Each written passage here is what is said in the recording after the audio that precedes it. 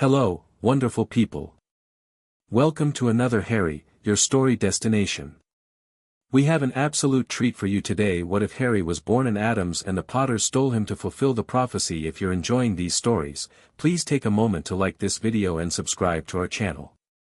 Your support keeps the stories coming. With that said, let the adventure begin.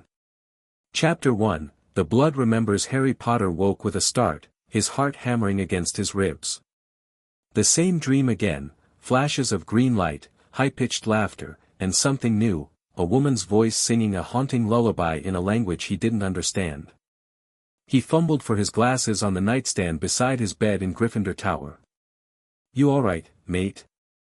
Ron mumbled from the next bed over, voice thick with sleep. "Yeah, just a weird dream." Harry glanced at his hands in the dim moonlight filtering through the tower window. For a second, they looked paler than usual, almost bluish. He blinked, and they were normal again. Third time this week, Harry muttered to himself.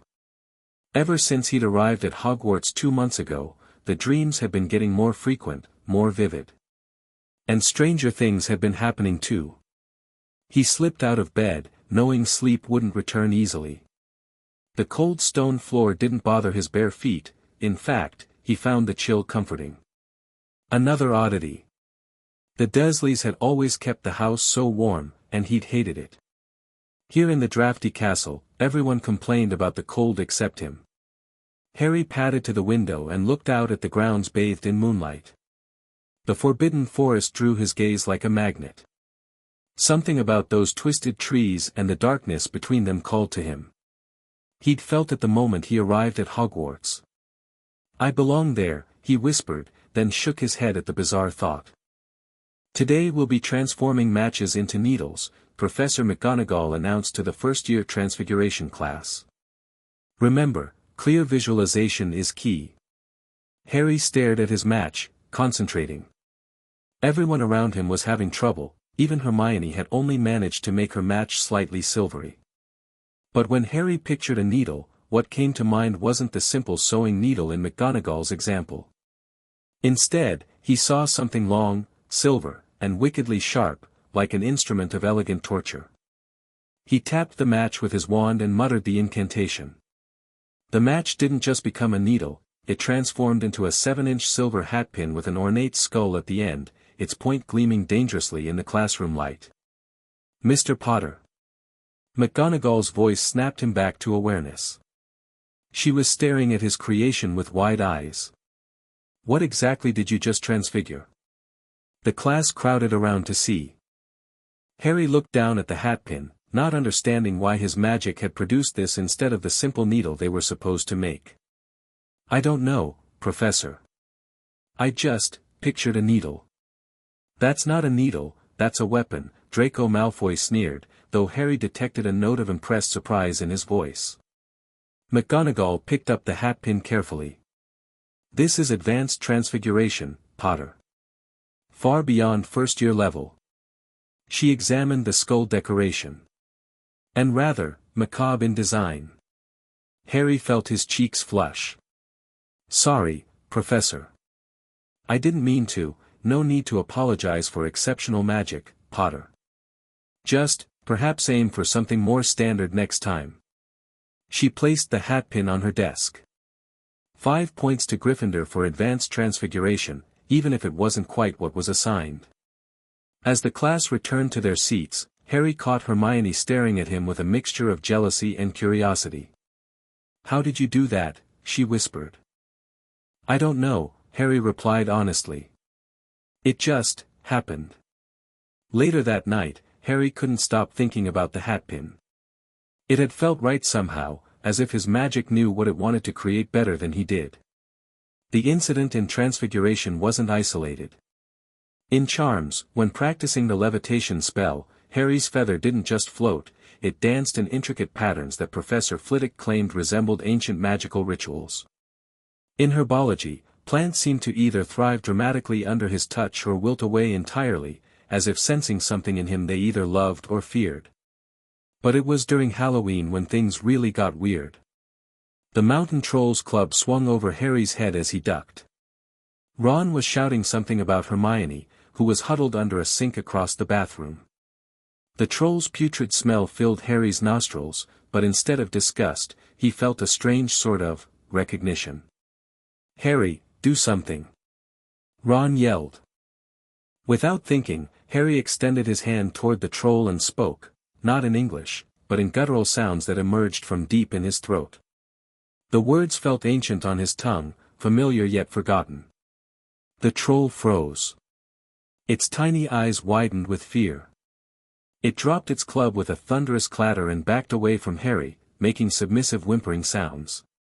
"What did you just do?" Hermione gasped.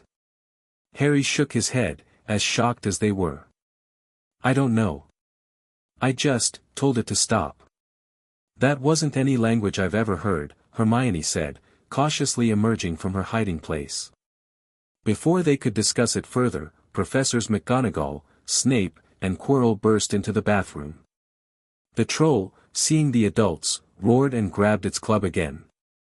From there, things proceeded as any first-year troll encounter might, with spells, a levitating club, and eventually an unconscious troll. But Harry caught Snape staring at him with an unreadable expression, and Quirrell's eyes lingered on him longer than seemed normal, a calculating look behind the professor's usual nervous demeanor. "What language was that, Harry?" Hermione cornered him in the common room the next day. "In the bathroom with the troll?" Harry sank deeper into his armchair. "I told you, I don't know. It just came out." "Well, it wasn't English, and it definitely wasn't any human language I recognize." She dropped her voice. "The troll was afraid of you, Harry. Not of what you were doing, but of you." "Maybe it just realized I was dangerous," Harry joked weakly. "No, it was more than that." Hermione bit her lip. "I've been reading," shocker, Ron interjected, joining them. "And there are some magical families who can communicate with magical creatures. Not just talking to them, but commanding them." She hesitated. "It's usually considered dark magic." Harry felt cold. "You think I was using dark magic? But I don't know any dark magic." "That's just it, Harry. You didn't cast a spell. Whatever you did seemed innate." Hermione looked troubled. "Like it was part of you." "But my parents were Lily and James Potter. Everyone says they fought against dark wizards." Ron and Hermione exchanged glances. "What aren't you telling me?" Harry demanded. Ron sighed. "Look, mate, there are rumors. Old pureblood families talk." "About what?" Harry leaned forward. "About the night your parents died. About why you know who wanted to kill them, kill you, specifically." Ron looked uncomfortable. "Dad never believed it, but some people said there was a prophecy, and that's why he came after you." "A prophecy? About me?" Harry felt dizzy. "Why didn't anyone tell me this before?" "Because it's just rumors," Hermione said quickly. "And even if it's true, prophecies are notoriously unreliable." Harry stared into the common room fire. The flames danced hypnotically, and for a second, he imagined faces in the fire, gaunt, elegant faces with dark eyes, watching him. He blinked, and they were gone. November brought the first Quidditch match and Harry's enchanted broom incident. As he dangled from the bucking broomstick high above the pitch, something strange happened. Rather than feeling fear, Harry felt a rush of exhilaration. Heights had never bothered him, but this was different. It was as if part of him welcomed the danger. When the broom finally stabilized after Hermione's intervention with Snape, or was it Quirrell, Harry performed a diving catch of the snitch that had the crowd gasping. Even Oliver would later admit it had been reckless. "It's like you don't fear death," Potter would said, half admiringly, half concernedly. "Death is just another adventure," Harry replied automatically, then frowned. Where had that come from? Later that night, he found himself drawn to the library's restricted section. He hadn't planned to go there, his feet just carried him. When Filch nearly caught him, Harry ducked into an abandoned classroom and found the mirror of Erist.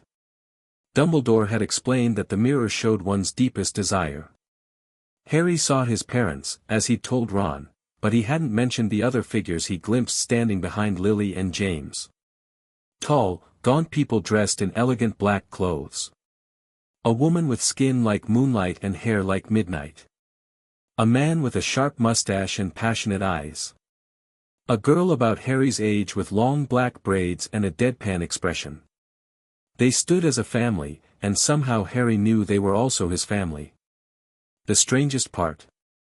When the pale woman in the mirror reached toward him, Harry felt a physical pull in his chest, like a string being tugged. For a moment, his reflection in the mirror changed, his skin paler, his eyes darker, his features sharper. He'd fled the room that night and never returned, too disturbed by what he'd seen. December brought Christmas, and with it, the invisibility cloak. Harry spent nights wandering the castle, drawn to its darkest corners. In the dungeons one night, he discovered a hidden door that none of the maps showed. It opened at his touch, revealing a small chamber with ancient symbols carved into the walls. Harry traced one with his finger, and it glowed faintly green. Knowledge flooded his mind, understanding of a spell he'd never learned, a way to communicate with the spirits of the dead. "What are you doing here, Potter?" Snape's cold voice snapped him out of his trance. Harry whirled around. He'd left his cloak outside, too entranced by the hidden room to remember caution. Snape's eyes narrowed as he looked from Harry to the glowing symbol. "This area is forbidden to students. Particularly unwary Gryffindors who don't understand the dangers of ancient magic." "I just found it, Professor." The door opened for me. Something flickered in Snape's expression. "That's unlikely. These chambers have been sealed for centuries." "Well, it wasn't sealed tonight," Harry said, unable to keep a hint of defiance from his voice. Snape stepped closer, studying Harry's face with disturbing intensity. "You look like your father, Potter, but sometimes." He stopped himself. "Return to your dormitory. 20 points from Gryffindor for being out after curfew." As Harry slipped past him, Snape added quietly, "And Potter, stay away from this part of the castle. Some magics are better left dormant." When classes resumed in January, Harry noticed Quirrell watching him constantly. During defense against the dark arts lessons, the professor would ask Harry questions about magical theory that went far beyond first-year curriculum. "Tell me, P. Potter," Quirrell asked one day, "what do you know about bee-blood magic?" Harry blinked, surprised by the question. "Not much, Professor." "Isn't that dark magic?" Magic isn't inherently dark or light, Potter. It's our intentions that matter." Quirrell's stutter seemed less pronounced when he spoke about more advanced topics. "Bee blood carries power. Family magic, ancient power." The words resonated with Harry in an uncomfortable way. That night, he dreamed of blood dripping into a silver basin, and voices chanting in that same unknown language he'd spoken to the troll. He woke clutching his scar, which burned fiercely. But the pain felt different, not like something invading, but like something awakening. "Hagrid, what do you know about magical families who can speak to creatures?" Harry asked during one of their visits to the gamekeeper's hut. Hagrid nearly spilled his tea. "Why'd ya ask about that, Harry?" "Just curious. I read something in the library." Hagrid looked uncomfortable. "Well, there's Parselmouths who can talk to snakes, course. That's rare, usually runs in families." "Like which families?" "Well, Slytherin's line is known for it. But there were others." Hagrid scratched his beard. "The Addams family had all sorts of strange abilities with creatures. Could command the dead, some said. Haven't heard them in Britain for years, though." "Addams?" The name sent a strange tingle down Harry's spine. Ancient family. Practiced old magic, the kind the Ministry doesn't approve of nowadays. Not evil folk, mind you, just different. Had their own ways. Hagrid's face darkened. Disappeared during the war with you-know-who. Some say they fled, others say worse. Harry wanted to ask more, but Hagrid changed the subject, asking about their progress in figuring out who Nicholas Flamel was.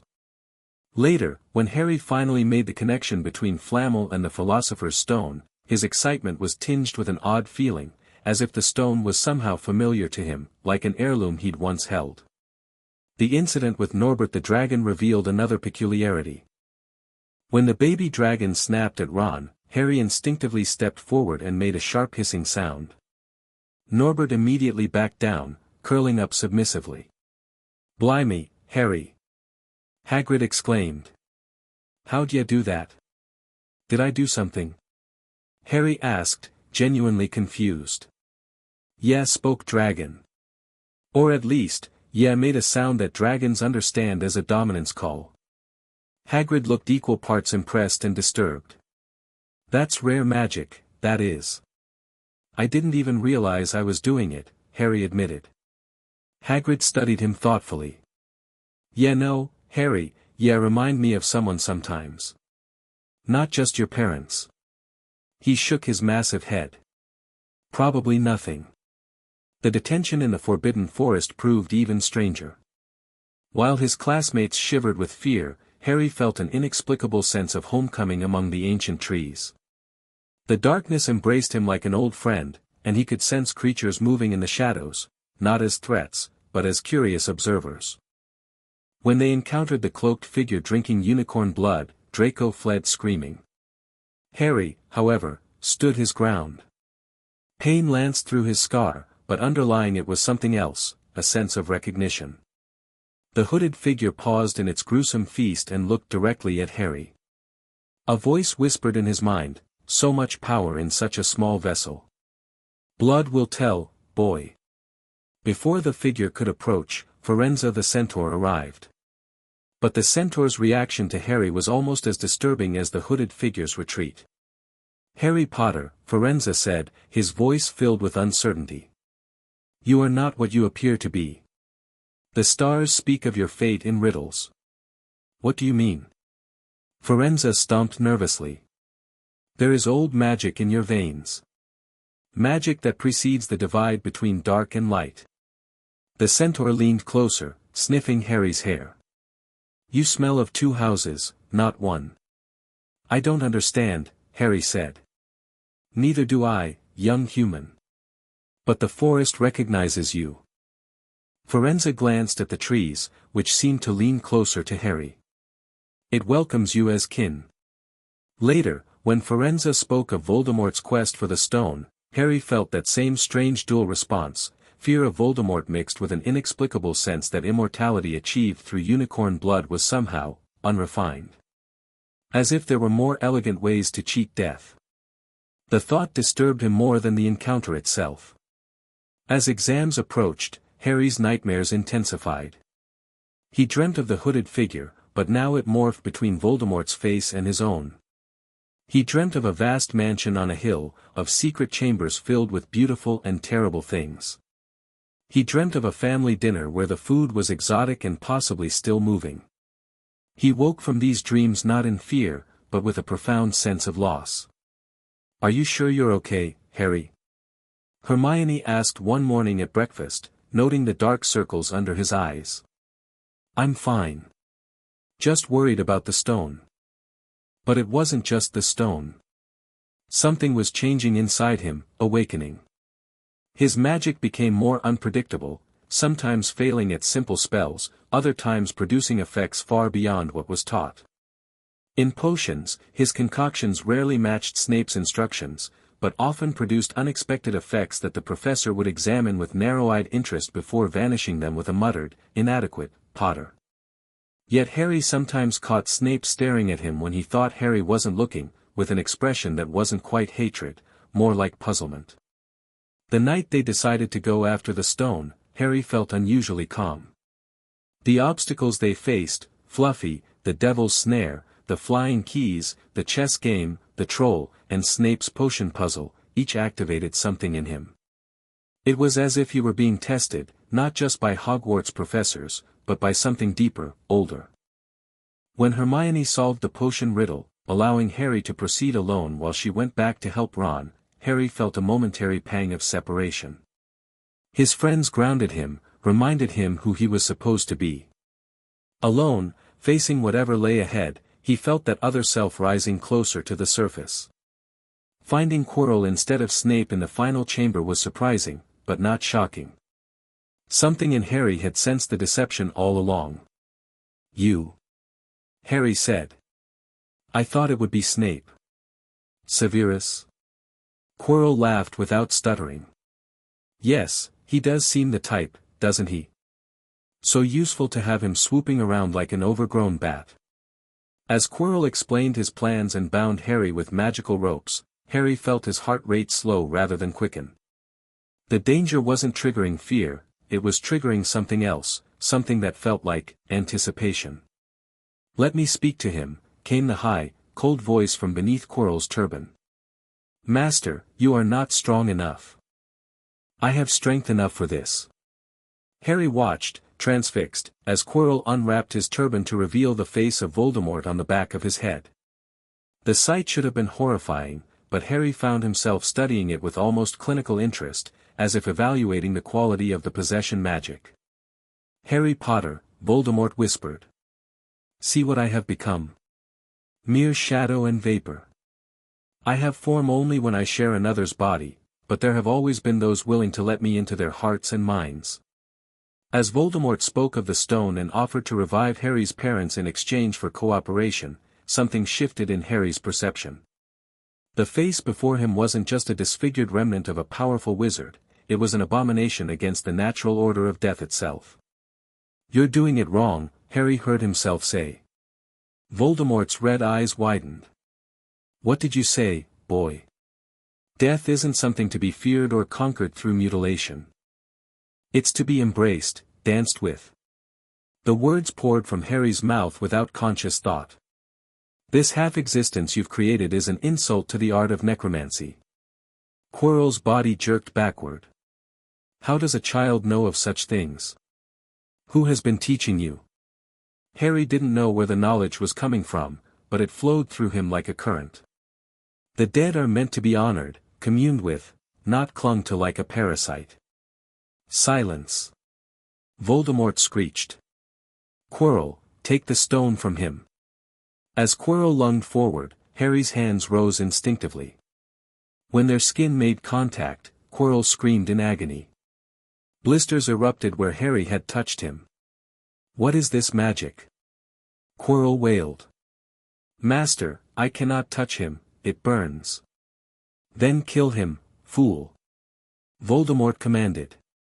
But Harry, now understanding the power he wielded, grabbed Quirrell's face with both hands.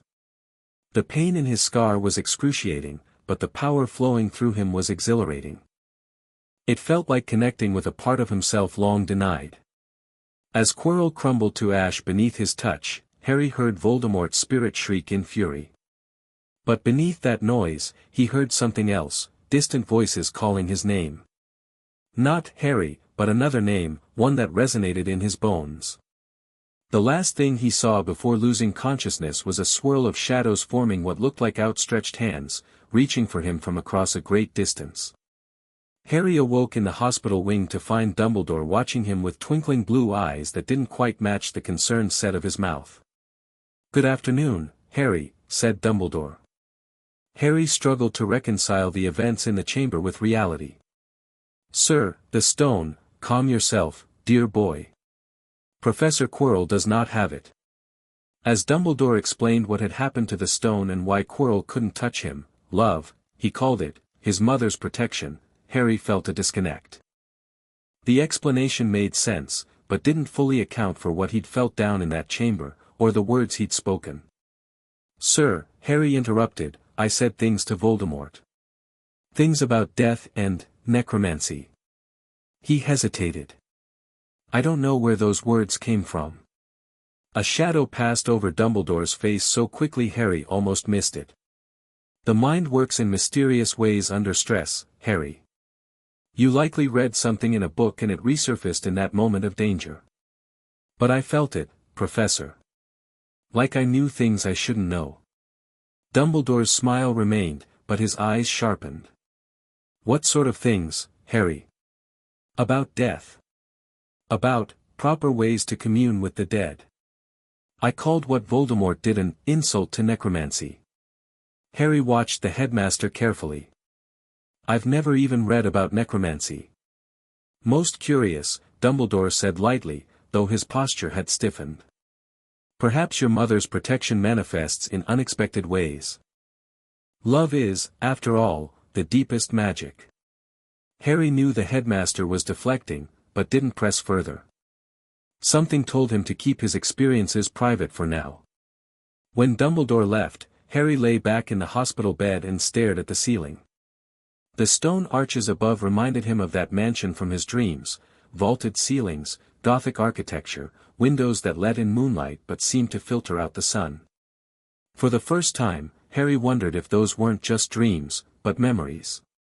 The end-of-year feast brought Gryffindor's victory in the House Cup, but Harry found himself oddly detached from the celebration. As students around him cheered and clapped, his attention drifted to the enchanted ceiling, where stars twinkled against the night sky. One particular constellation caught his eye, 7 stars in a pattern he somehow knew was called the Executioner's Blade. It wasn't a constellation mentioned in any of their astronomy lessons, yet he could name each star: Mortis, Tenebrae, Cruciatus, Lamia, Nox, Mors, and Umbra. Harry, we won. Ron's voice brought him back to the present. Aren't you happy? Yeah, brilliant, Harry said automatically, tearing his gaze from the stars. Hermione studied him with that perceptive look she sometimes got. You seem different since the thing with Quirrell. Are you sure you're all right? Harry nodded, not trusting himself to explain. How could he tell them that he felt like 2 different people occupying the same skin? That sometimes, when he looked at his reflection, he expected to see someone else staring back. Later that night, packing his trunk, Harry found a small black box he didn't recognize tucked between his textbooks. Inside was a ring of tarnished silver, set with a black stone. Etched into the stone was a strange symbol, a hand with each finger positioned at an unnatural angle. Harry slipped the ring onto his finger. It resized perfectly, as if made for him. The moment the ring settled against his skin, a jolt of energy surged through him. Shadows in the dormitory room lengthened and writhed. For an instant, Harry thought he heard whispers, voices speaking that strange language from his dreams. Then everything went still, and the ring seemed just a ring again. But Harry knew something had changed. Something had awakened. And somewhere, far away, someone had felt it too.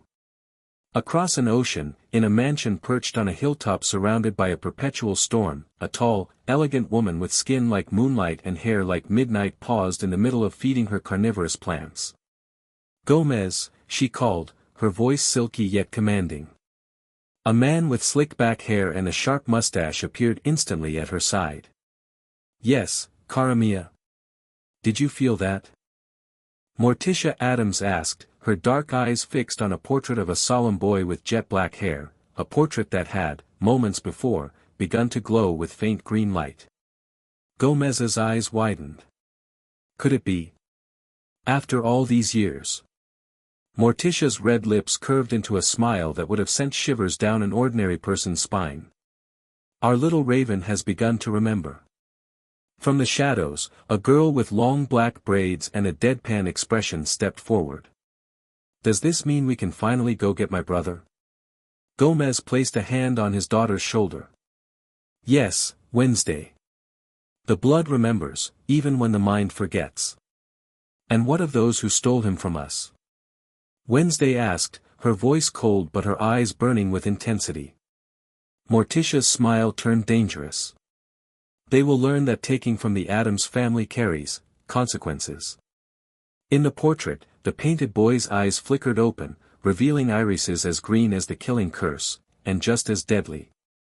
Chapter 2, Reclamation. The summer at Privet Drive dragged on like a funeral procession, which, oddly enough, was a comparison that made Harry smile. Since returning from Hogwarts, he'd found himself drawn to morbid thoughts that would have horrified his classmates but somehow felt comforting to him. Uncle Vernon had locked Harry's school things in the cupboard under the stairs, leaving him cut off from the magical world. But that hadn't stopped the changes happening inside him. Harry sat on his bed, examining the silver ring he'd found among his possessions. He hadn't taken it off since discovering it, somehow knowing it belonged on his finger. The Dursleys hadn't noticed it, their eyes seemed to slide right past it whenever they looked at his hands. "Boy! Get down here and weed the garden before the Masons arrive." Aunt Petunia's shrill voice interrupted his thoughts. Harry sighed and tucked the ring under his shirt on a chain he'd made from an old shoelace. Better not to risk questions while gardening. Outside, the July heat beat down mercilessly on Privet Drive. Every house looked identical, the same manicured lawns, the same sensible cars, the same respectable facades hiding whatever secrets lurked within.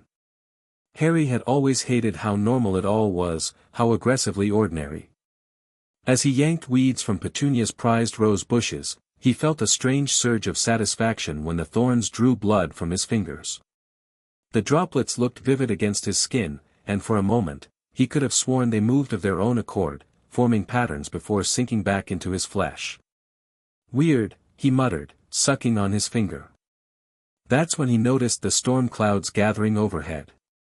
They'd appeared out of nowhere, just minutes before, the sky had been clear blue. Now dark, roiling clouds massed directly above Privet Drive, while the surrounding neighborhoods remained sunny. A cold wind whipped down the street, scattering leaves and rattling windows. The temperature dropped so suddenly Harry could see his breath misting in front of him. He stood, brushing dirt from his knees. Something was coming. He could feel it in his bones, in his blood. The first lightning strike hit Mrs. Figg's house across the street, leaving a black scorch mark on her chimney. The second hit the lamppost directly in front of number 4. "Boy! Get inside! What have you done now?" Uncle Vernon bellowed from the doorway, his face purple with rage and fear. But Harry couldn't move. His feet seemed rooted to the ground as the wind picked up, howling like a living thing. The silver ring against his chest grew warm, then hot, burning through his shirt until it rested against his bare skin. That's when he saw it, a vehicle emerging from the heart of the storm. Not a flying car like Ron had described his father owning, but a massive, antique hearse, black as midnight and polished to a mirror shine. It wasn't flying so much as gliding on the storm itself, lightning crackling along its chrome accents. The hearse descended slowly, majestically, before coming to rest directly in front of number 4 Privet Drive. The engine cut off with a sound like a dying breath. For a long moment, nothing happened. The entire street had gone silent, even the birds had stopped singing. Then the driver's door opened, and a hulking figure emerged. He was the tallest man Harry had ever seen aside from Hagrid, with a pallid, cadaverous face and sunken eyes. He wore a butler's formal attire that looked like it had been tailored in the previous century. The giant man surveyed the street, his gaze finally landing on Harry. His expression didn't change, but he gave a slight nod of recognition before moving to open the rear passenger door. From the hearse stepped a man and woman who could only be described as magnificent in their otherworldliness. The man wore a pinstriped suit that seemed to absorb light rather than reflect it. His hair was slicked back, his mustache sharp enough to cut glass, and his eyes burned with an inner fire that was visible even from where Harry stood. He moved with an electric energy, like someone constantly on the verge of explosion. The woman beside him was tall, willowy, and pale as moonlight. Her black dress clung to her like a second skin, flowing into a puddle of shadow at her feet. Her hair, black as a raven's wing, cascaded down her back in a silken waterfall. But it was her eyes that captured Harry, dark, bottomless pools that seemed to see through him, into him, beyond him. Behind them emerged a girl approximately Harry's age. She wore a black dress with a white collar, her dark hair pulled into tight braids. Her expression was utterly deadpan, but her eyes held the same intensity as the woman's, calculating, observant, missing nothing. "That's him," the girl said, her voice carrying clearly across the lawn. "That's my brother." Brother? Harry's mind reeled. He didn't have a sister. He didn't have any family besides the Dursleys. Yet something deep within him responded to her words with a jolt of recognition. The strange family approached in perfect unison, moving with predatory grace. The neighbors who had ventured outside to investigate the storm quickly retreated into their homes, locking doors and drawing curtains as if by instinct. "Harry Potter," the woman said, her voice like dark velvet. "Though that is not the name we gave you." Uncle Vernon chose that moment to bluster forward, placing himself between Harry and the newcomers. "Now see here. I don't know who you people think you are, but you're trespassing on private property. I'll call the police." The man in the pinstriped suit grinned, revealing teeth that seemed just slightly too sharp. "Ah, you must be the Dursley fellow. Charmed, I'm sure." He extended a hand. "Gomez Addams, at your service. This is my wife Morticia, our daughter Wednesday, and our butler Lurch." Vernon didn't take the offered hand. "Addams? What kind of name is that? What do you want?" "Why, we've come for our son, of course," Morticia said, her gaze never leaving Harry. "Your son?" Vernon sputtered, his face cycling through several shades of purple. "This boy is my nephew. The son of my wife's sister." "A convenient fiction," Gomez said, his smile never wavering. "But blood will tell the truth, won't it?" At the word blood, Harry felt the cuts on his fingers tingle. The droplet of blood that had welled up began to move again, drawing an intricate pattern on his skin. Petunia had emerged from the house now, her horse-like face contorted with fear. "Vernon, get inside. Get the boy inside. These people are, like them." "Witches and wizards, you mean?" Wednesday asked, her monotone voice somehow more chilling than if she'd shouted. "We're much worse than that, I assure you." Morticia glided forward, ignoring Vernon completely to address Harry directly. "You feel it, don't you, child? The call of blood to blood. The family magic awakening." Harry swallowed hard. "I don't understand. My parents were Lily and James Potter. They died when I was a baby." "James and Lily Potter abducted you when you were 13 months old," Gomez said, his jovial tone at odds with his words. "With the help of Albus Dumbledore. They used old magic to bind your true nature, to make you appear as their child." "That's ridiculous," Vernon bellowed. "Get off my property before I—" Whatever threat Vernon intended to make died in his throat as Lurch took a single step toward him. The massive butler made no aggressive move, but Vernon backed away nonetheless, pulling Petunia with him. Morticia approached Harry slowly, as one might approach a wounded animal. "May I?" she asked, gesturing to his hand where the blood still moved in strange patterns. Against every rational thought, Harry extended his hand to her. Her touch was cool but not cold, her fingers impossibly elegant as they traced the lines of his palm. "The blood remembers," she murmured. "Even when the mind forgets." She pressed her own finger to her lips, then bit down delicately. A bead of blood welled up, darker than normal human blood. She touched her bleeding finger to Harry's. The moment their blood mingled, the world exploded in shadows and light. Harry gasped as images flooded his mind, a Gothic mansion perched on a hill, a nursery decorated with miniature guillotines and iron maidens, a mobile of bats and ravens spinning above a black crib. A lullaby in that strange language he'd been dreaming about.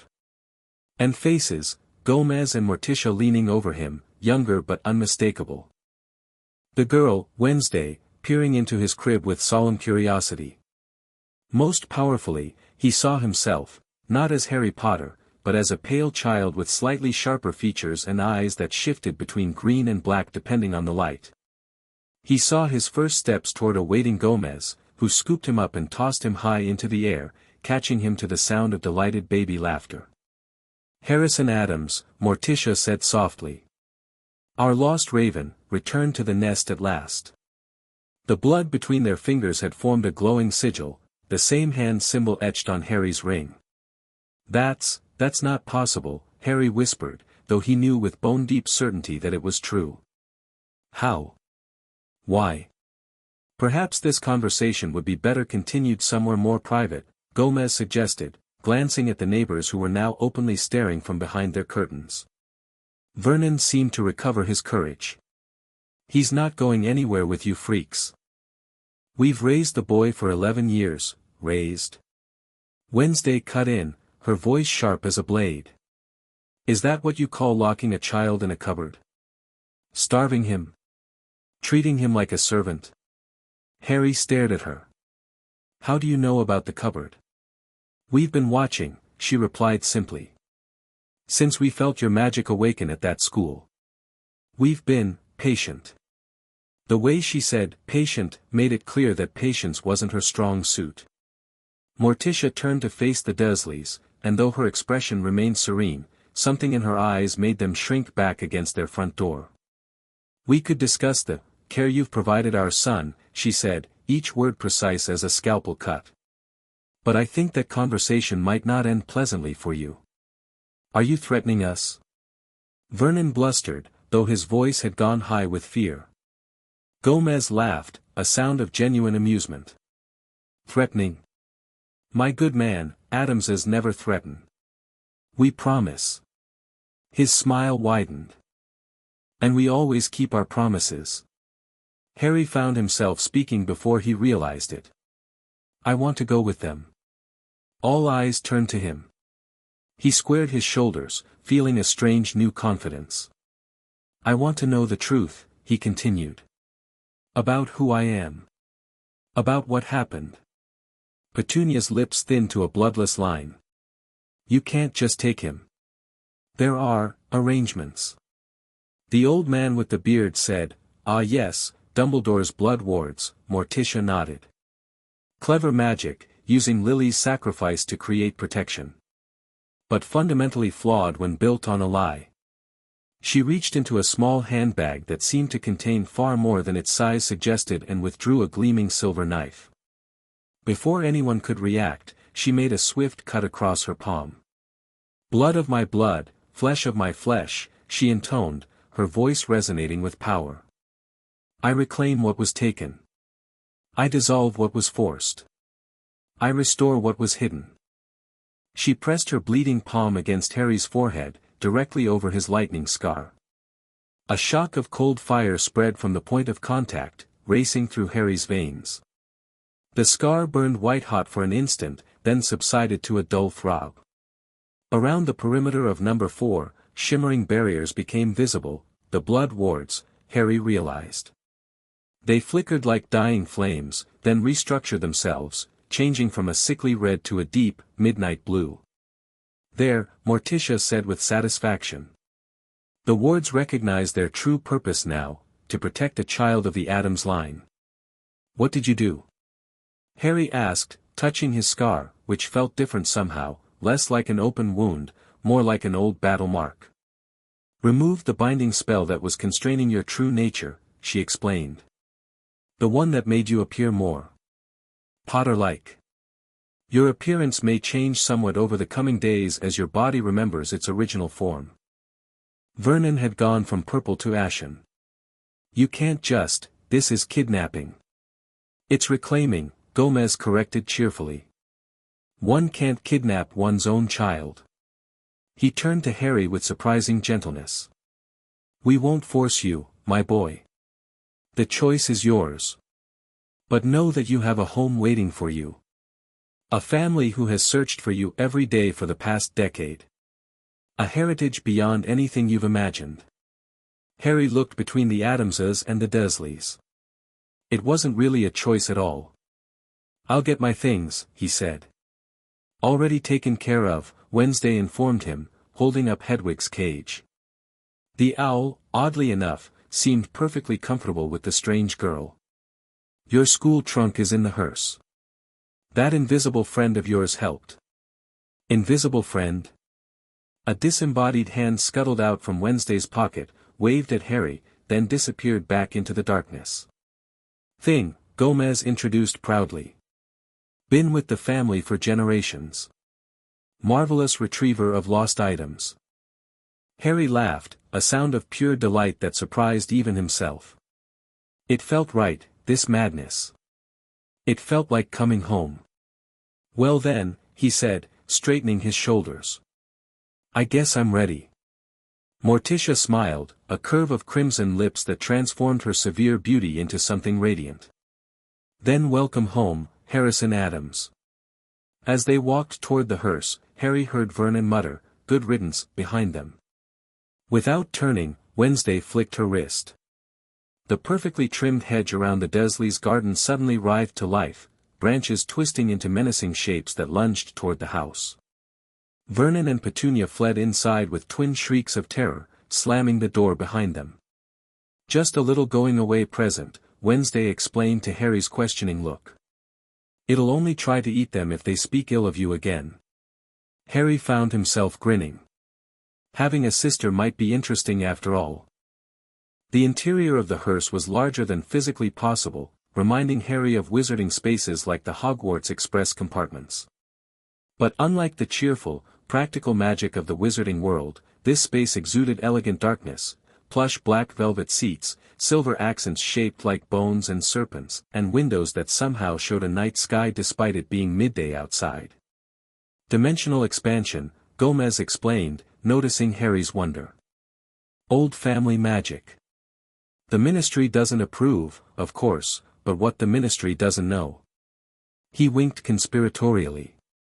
Are you wizards, then? Harry asked as Lurch started the engine. Like at Hogwarts? Morticia exchanged a glance with Gomez. Not exactly, darling. The Addams family practices magic that predates the modern wizarding classifications. Some call it dark magic, but we prefer to think of it as authentic. We don't use wands, for one thing, Wednesday added, sitting beside Harry. Wands are for those who need to focus their power. Addams's channel magic directly. As if to demonstrate, she held out her hand. Shadows gathered above her palm, coalescing into a small, writhing shape that looked like a miniature octopus made of darkness. She blew gently, and it dissolved into wisps that danced around Harry's head before disappearing. Can I do that? He asked eagerly. You already have been, Gomez said. Your teachers at Hogwarts must have noticed your magic behaving, unusually. Harry thought back to the skull-headed hatpin he'd created in Transfiguration, the way plants responded to him in herbology, his communication with the troll and Norbert. I thought I was just bad at controlling my magic, he admitted. Morticia shook her head. Not bad, darling. Simply using the wrong methods.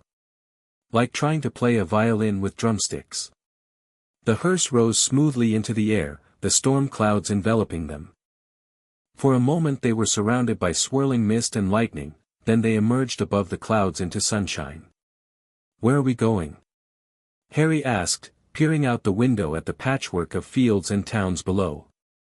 Home, Wednesday said. The Addams estate. It's in a place wizards can't easily find, existing in the overlap between worlds. It's currently manifested in northern England, Gomez added, though it occasionally relocates according to its own whims. Sentient architecture, you know how it is.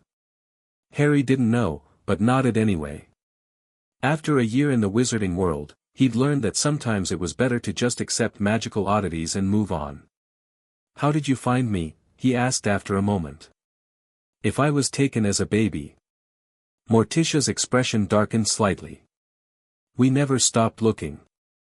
When you were taken, powerful magic was used to hide you, not just physical concealment, but spells to prevent blood tracking, family tapestries, even our family ghosts couldn't locate you. But when you turned 11 and your magic truly awakened at Hogwarts, we began to sense echoes, Gomez continued. The family ring found its way to you, which confirmed our suspicions. Harry touched the ring still hanging around his neck. So you sent this? The ring sends itself to true Addams heirs when they come of age, Wednesday explained. It's been in the family for centuries. And I have a twin sister. Harry looked at Wednesday more carefully now, seeing subtle similarities, the shape of their eyes, the high cheekbones, the natural grace of their movements. fraternal twins, she confirmed. Born at midnight on July 31, 1980, during a conjunction of Mars and Pluto that occurs only once every 666 years.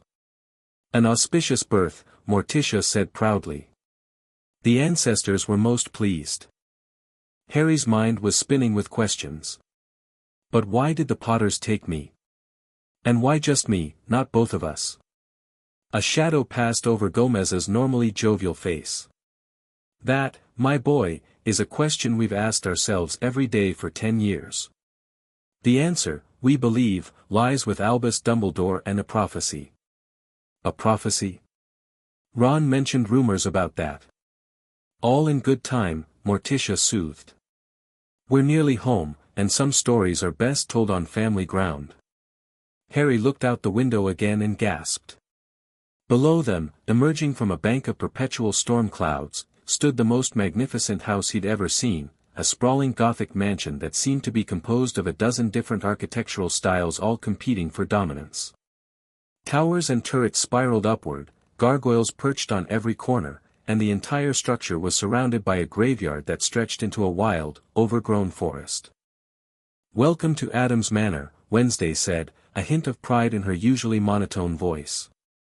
Ancestral home of our family for 13 generations. As the hearse descended toward the mansion, Harry felt something deep inside him stir in recognition. This wasn't just a house, it was a piece of his soul made manifest in stone and shadow. For the first time in his life, he truly understood what coming home meant. The hearse landed on a circular driveway in front of massive iron gates that creaked open at their approach. The gates were topped with a wrought iron symbol, the same hand design from Harry's ring. The family crest, Gomez explained, following Harry's gaze. The hand of glory, symbol of power over life and death. As they approached the front door, a towering slab of ancient oak banded with iron, it swung open of its own accord. Harry half expected to see another servant, but the hall beyond was empty save for an enormous stuffed bear in a threatening pose, a coat rack made of what appeared to be actual human arms, and a large gong that vibrated softly as they entered. Ah, the house recognizes you, Morticia said with satisfaction as the gong's vibrations intensified when Harry stepped across the threshold. The entrance hall opened into a vast living room dominated by a fireplace large enough to roast an ox. The decor was a fascinating blend of macabre and luxurious, velvet drapes, antique furniture, weapons from various historical periods mounted on walls, and bizarre objects Harry couldn't identify displayed proudly on every surface. Make yourself at home, my boy. Gomez declared, spreading his arms wide. Every inch of this place is as much yours as ours. Before Harry could respond, there was a whooshing sound from the fireplace, and a cloud of ash erupted into the room. From the heart of it emerged a bald man with wild eyes and a maniacal grin, his skin gray as cemetery dust. Is it true? The man demanded, rushing forward to peer intently at Harry. Is it really him? Our little storm cloud returned. Indeed it is, Fester, Gomez clapped the strange man on the back. Harry, meet your Uncle Fester. My brother and your most devoted searcher these past years. Fester circled Harry like an excited puppy, examining him from every angle. The eyes are right, pure Addams green, like poisoned emeralds. But the face is still changing back, I see. The binding spell was strong. Give the boy room to breathe, Fester, came a croaking voice from the staircase. A tiny, ancient woman with a wild mane of white hair descended slowly, leaning on a gnarled staff. Her eyes, however, were sharp and penetrating as they fixed on Harry. Grandmama, Morticia introduced. My mother, and the family's resident expert in potions, poisons, and curses. Humph. Botched job they did on you, Grandmama said, shuffling closer. Trying to remake an Addams in another family's image. Like trying to turn a shark into a goldfish. She cackled. But blood will out. Yes, I can see you coming back to yourself already. Harry wasn't sure how to respond to all this enthusiastic attention. It's, nice to meet you all. He's so polite. Uncle Fester exclaimed. Where did that come from? Not the Addams side, certainly. The binding spell likely affected his personality as well as his appearance, Morticia said thoughtfully. That too will adjust as the spell continues to unravel. I imagine you have questions, my boy, Gomez said, guiding Harry to a high-backed chair near the fireplace. Many questions. Harry nodded, sinking into the chair, which seemed to embrace him with its cushions. Everything I thought I knew about myself seems to be wrong. I don't even know where to start. Start with this, Wednesday said, handing him what looked like a family photo album bound in dark leather. Harry opened it carefully.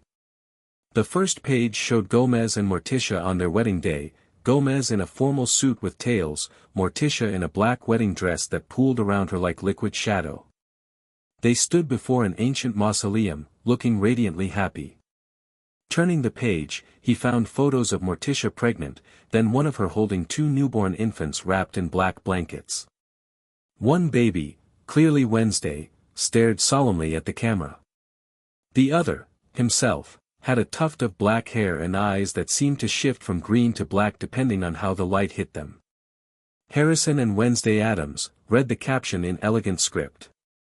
Born July 31, 1980, during the Crimson Eclipse. The next several pages showed the twins' early development, first tentative steps, early manifestations of magic, Harry raising a dead butterfly to life, Wednesday making her teddy bear's head spin completely around, family gatherings with even more unusual relatives. Then the photos stopped abruptly. The next page showed only a black handprint against white parchment, with a date, November 1, 1981. The day you were taken, Morticia said softly, watching Harry's face. We've marked it as a day of mourning every year since. Harry traced the handprint with his finger. What happened? How was I taken? Gomez's normally exuberant demeanor turned somber. We were betrayed by someone we thought an ally. A wizarding family we had business dealings with, the Potters. James Potter came to us claiming he needed our help with an ancient ritual to protect his unborn child from a dark wizard called Voldemort, Morticia continued. We had no reason to distrust him. The Potters, while mainstream wizards, had never shown prejudice against our family's different magical practices. What they really wanted was access to our library of blood magic, Wednesday added. They and Dumbledore had discovered a prophecy that spoke of a child with the power to defeat Voldemort. Gomez stood, pacing with agitated energy. They visited several times. We welcomed them. Lily was pregnant, due around the same time as you two were to be born. We even discussed arranging playdates. His laugh was bitter. Such fools we were. On Samhain night, what wizards call Halloween, in 1981, they came again, Morticia said. You and Wednesday were 13 months old. We were preparing for the family's Samhain ritual. We didn't realize they had brought Dumbledore with them, disillusioned. While we were distracted with greeting them, Dumbledore stunned us, Gomez's voice shook with rarely expressed rage. When we awoke, you were gone. So were the Potters, along with several books from our library on blood protection magic. Harry felt cold all over.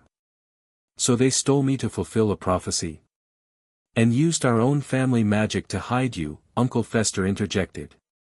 The ultimate insult.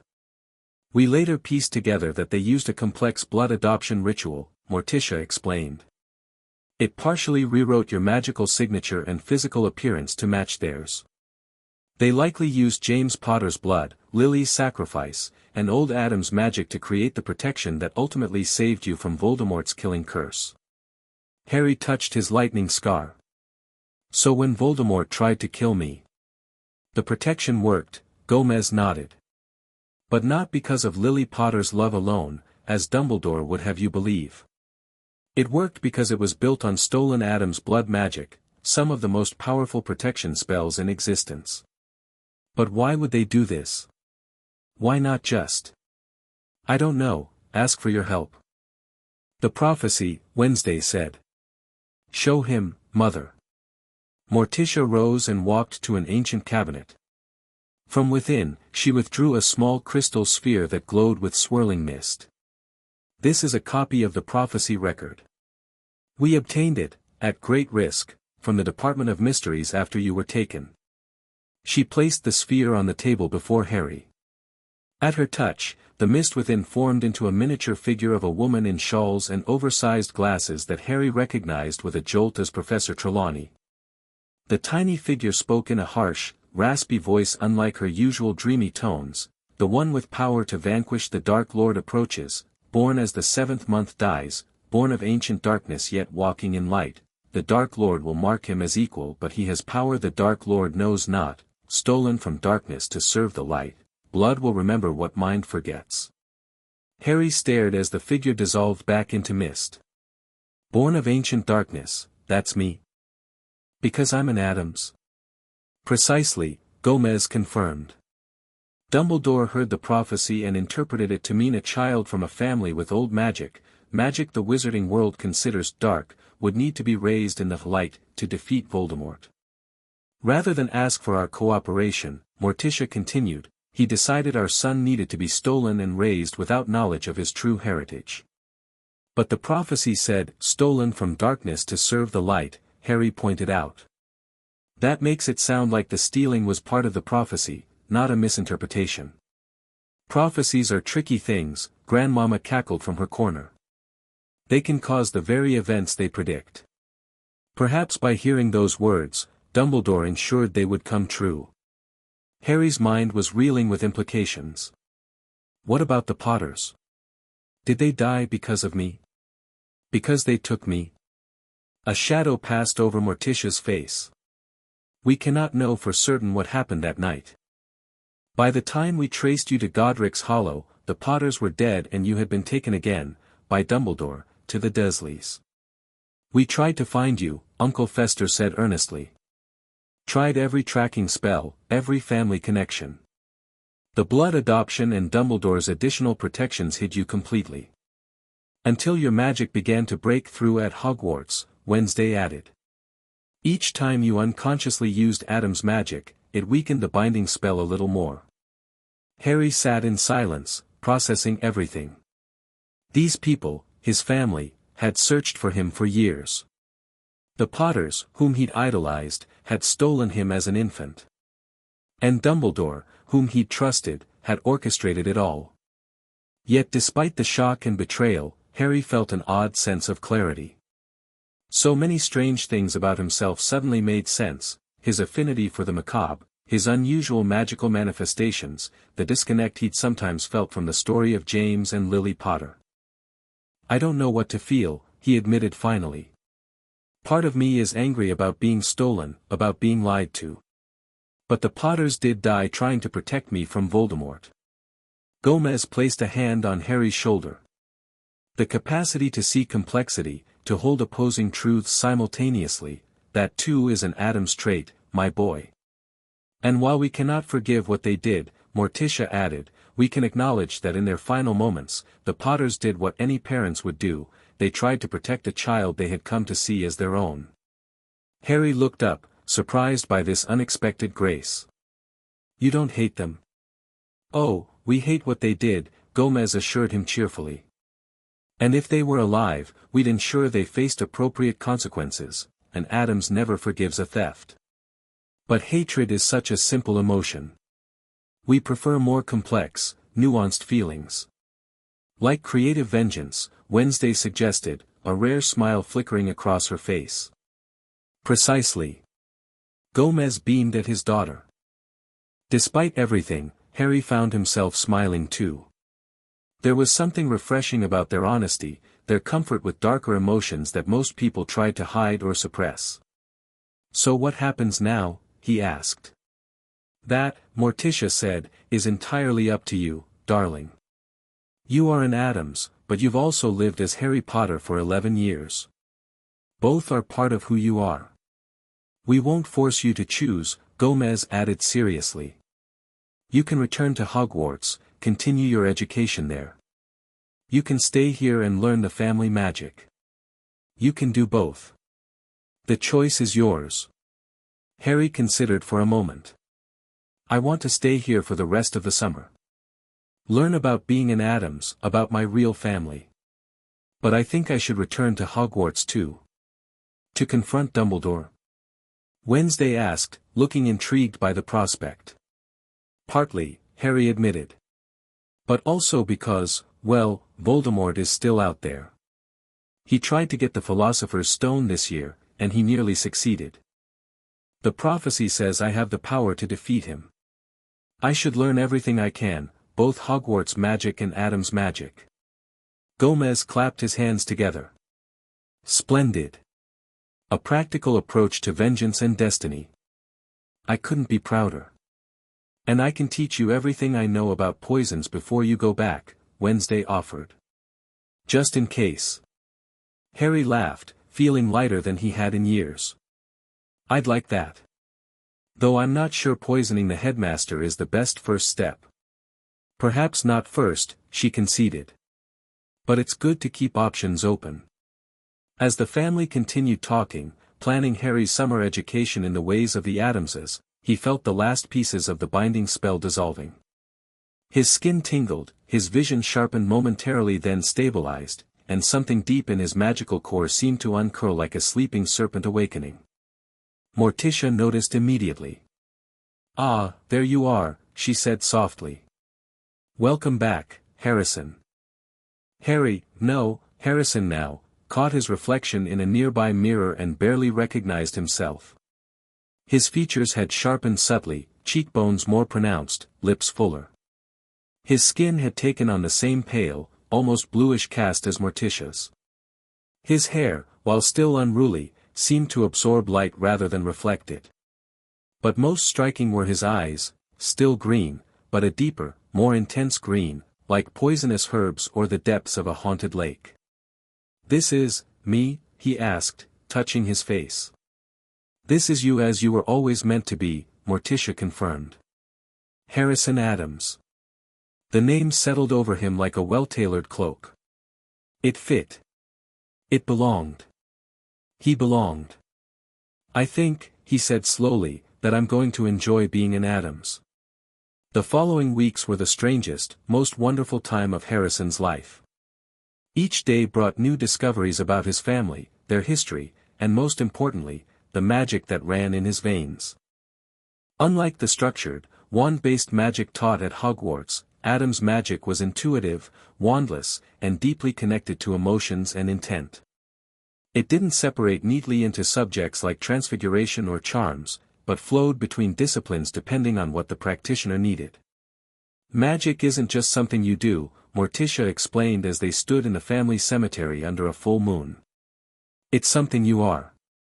Harrison watched in fascination as she knelt beside a withered rose bush, placing her hands on the dry earth. Without incantation or wand, thorny vines erupted from the soil, twisting and growing until they formed a perfect black rose that seemed to drink in the moonlight. Your turn, she encouraged. Harrison placed his hands where hers had been. He closed his eyes, feeling the latent energy in the soil, the dormant life in the plant roots below. Instead of forcing his will upon them as Hogwarts magic might, he simply invited. The energy responded eagerly, rushing up through his fingers. When he opened his eyes, a plant had indeed grown, not a rose bush, but a strange, twisting vine covered in small buds that looked like tiny skulls. Ah, Death's Bane, Morticia identified with pleasure. Extremely poisonous and quite difficult to cultivate. You have your grandmother's touch with deadly flora. Harrison grinned. At Hogwarts, I either killed plants instantly or made them grow too fast. Professor Sprout never knew what to make of it. Because you were using the wrong approach, Morticia explained. Wizarding magic seeks to control. Addams' magic seeks to collaborate with the darkness that exists in all things. This principle applied to all his lessons. Uncle Fester taught him about electricity and how to channel it through his body, a skill that resulted in several singed eyebrows but eventually allowed Harrison to light bulbs with his touch and send small shocks across distances. Grandmama instructed him in potions that would never be found in Hogwarts curriculum, brews for speaking with the dead, for walking through dreams, for temporarily borrowing another's face. The difference between a poison and a remedy, she cackled as they worked, is often just a matter of perspective. Wednesday, despite being his age, proved to be a formidable teacher in the art of weaponry and physical combat. Magic isn't always the answer, she explained as she demonstrated how to throw a knife with deadly accuracy. Sometimes you need to stick something sharp into someone. Even Lurch contributed to Harrison's education, teaching him to play the harpsichord. Addams' tradition demanded musical proficiency, particularly in instruments that produced appropriately haunting sounds. But it was Gomez who taught him what it truly meant to be an Addams. Family is everything, he declared one evening as they fenced on the rooftop, lightning splitting the sky around them. Loyalty to blood comes before all else. We may be macabre, we may frighten ordinary folk, we may practice magic others call dark, but an Addams never betrays family. Steel clashed against steel as they dueled across the rain-slicked tiles, neither giving quarter. Harrison had never fenced before, but his body seemed to remember movements his mind didn't, responding to Gomez's attacks with instinctive parries and ripostes. "And what about the Potters?" Harrison asked, lunging forward. "They betrayed your trust." Gomez deflected the lunge with a flourish. "Indeed they did. And betrayal deserves consequence." He executed a complex attack that nearly disarmed Harrison. "But revenge is an art form, my boy. It must be proportionate, creative, and above all," he disarmed Harrison with a twisting motion, catching the falling blade with his free hand, precisely executed. Harrison nodded, breathing hard from the exertion. "You're saying I shouldn't just storm into Dumbledore's office and accuse him of kidnapping?" "Exactly." Gomez tossed Harrison's sword back to him. "Strategic thinking. Another Addams trait you're rediscovering." Throughout these lessons, Harrison found himself changing in subtle ways. His posture straightened naturally into the elegant bearing shared by Morticia and Wednesday. His movements became more graceful, more deliberate. His voice developed undertones that could command attention without raising volume. More significantly, his magic transformed. The wild, unpredictable bursts that had plagued him at Hogwarts coalesced into something controlled yet far more powerful. He no longer needed a wand for many spells, though he kept it as a useful focus for particularly precise work. "Your magical core is rebalancing," Morticia explained when he demonstrated his newfound control by levitating every piece of furniture in the living room simultaneously. "The binding spell suppressed your natural abilities, forcing your magic into channels it wasn't designed to flow through." The only difficult moment came when Harrison received a letter from Ron, delivered by a very nervous-looking Errol who nearly fainted when Thing took the letter from his beak. "What's wrong?" Wednesday asked, finding Harrison staring at the unopened letter in the library. "It's from my friend Ron," he explained. "From Hogwarts. I don't know what to tell him about all this." Wednesday considered this with her usual solemnity. "Tell him the truth. Either he accepts you as Harrison Addams, or he was never truly a friend to begin with." "It's not that simple," Harrison protested. "He knows me as Harry Potter." "Is it not?" Wednesday raised an eyebrow. "Addamses don't hide who we are, not even for friendship." Harrison sighed and opened the letter. It was full of Ron's usual chatter about the burrow, degnoming the garden, and Percy's pompousness. At the end, almost as an afterthought, Ron mentioned, "Dumbledore came by yesterday to talk to Dad about something secret. Heard him asking if Dad had gotten any owls from you this summer. Seemed worried when Dad said no. Everything okay, mate?" Harrison felt a chill. Dumbledore was checking up on him. Did he suspect what had happened? He penned a careful reply, explaining that he'd discovered some surprising information about his family and would tell Ron everything on the Hogwarts Express. He signed it, Harrison, Harry Potter, as a transitional measure, not yet ready to fully claim the Addams name in writing. "Cowardly," Wednesday commented, reading over his shoulder. "Strategic," Harrison corrected with a small smile. "I'm not hiding, just controlling the revelation." She nodded reluctantly. "Acceptable." As July turned to August, Harrison received his Hogwarts letter, still addressed to Harry Potter, at a location identified as the upstairs nursery, Addams Manor, unplottable. The enchantments recognize you're here, but still by your adopted name, Morticia observed. Interesting. We should remedy that before you return to school, Gomez declared. Make it official. That evening, the family gathered in what Harrison had come to understand was the heart of Addams Manor, a circular stone chamber beneath the house, accessible only through a hidden passage behind the grandfather clock, which, Harrison had discovered, contained an actual grandfather, preserved through some means he hadn't yet learned.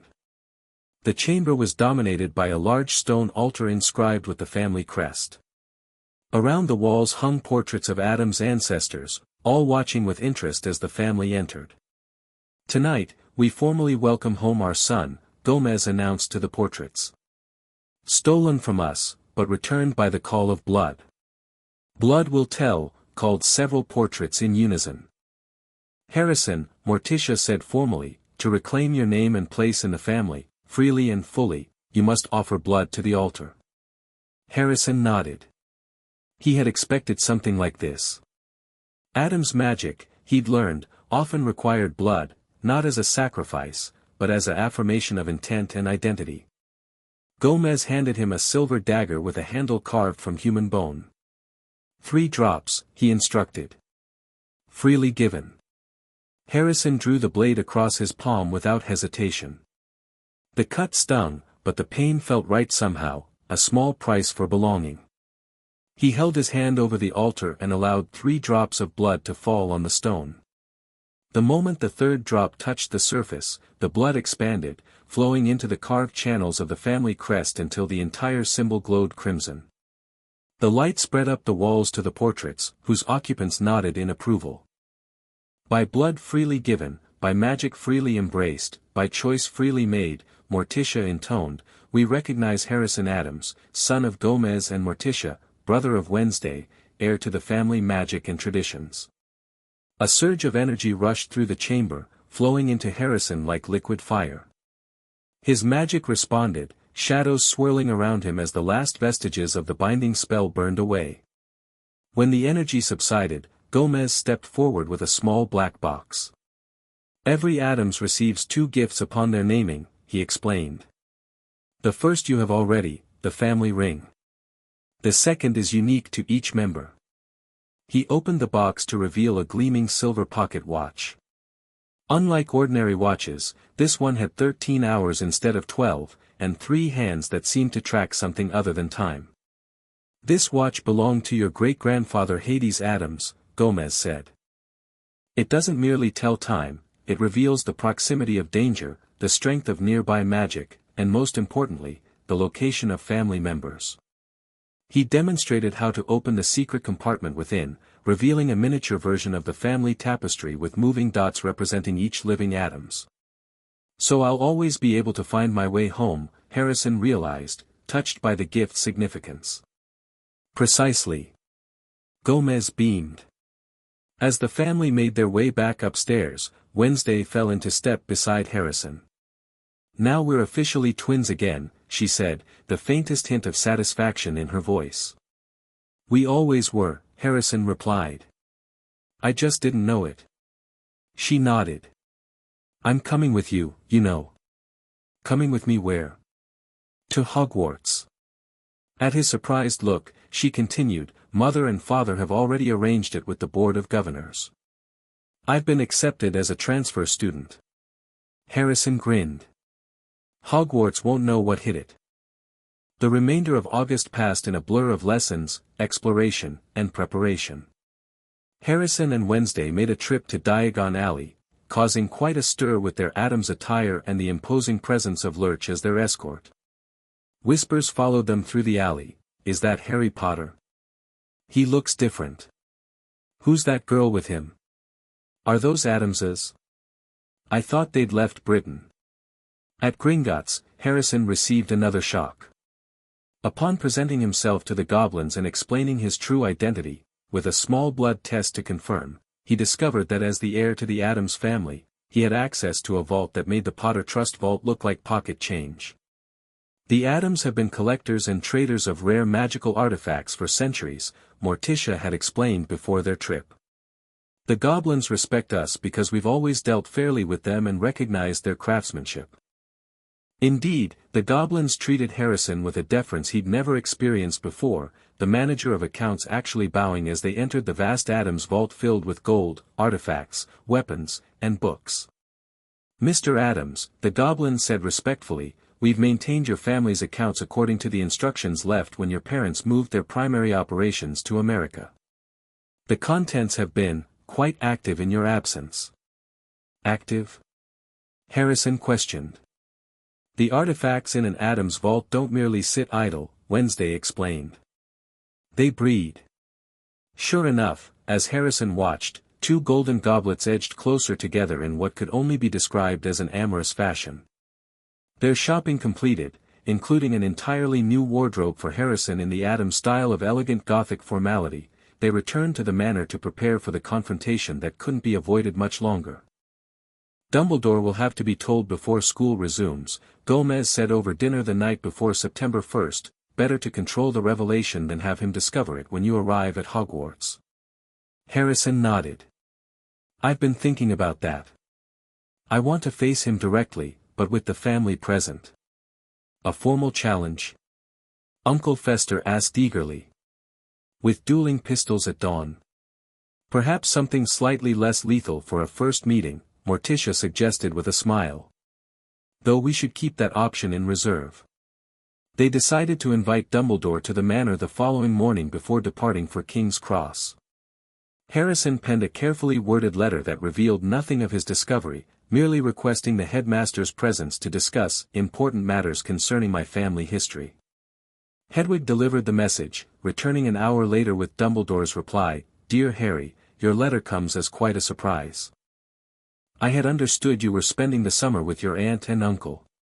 Nevertheless, I am, of course, willing to meet with you tomorrow morning at the address provided, though I confess I am unfamiliar with the location. Yours sincerely, Albus Dumbledore." "He suspects something," Wednesday noted, reading the letter. "But doesn't know what." "Good," said Harrison, a slow smile spreading across his face. "I want to see his expression when he realizes exactly where he's been invited." Dumbledore arrived precisely at 9 the next morning, appearing with a soft crack of apparition at the manor gates. Harrison watched from an upstairs window as the headmaster paused, taking in the Gothic splendor of Addams Manor with unmistakable recognition and alarm.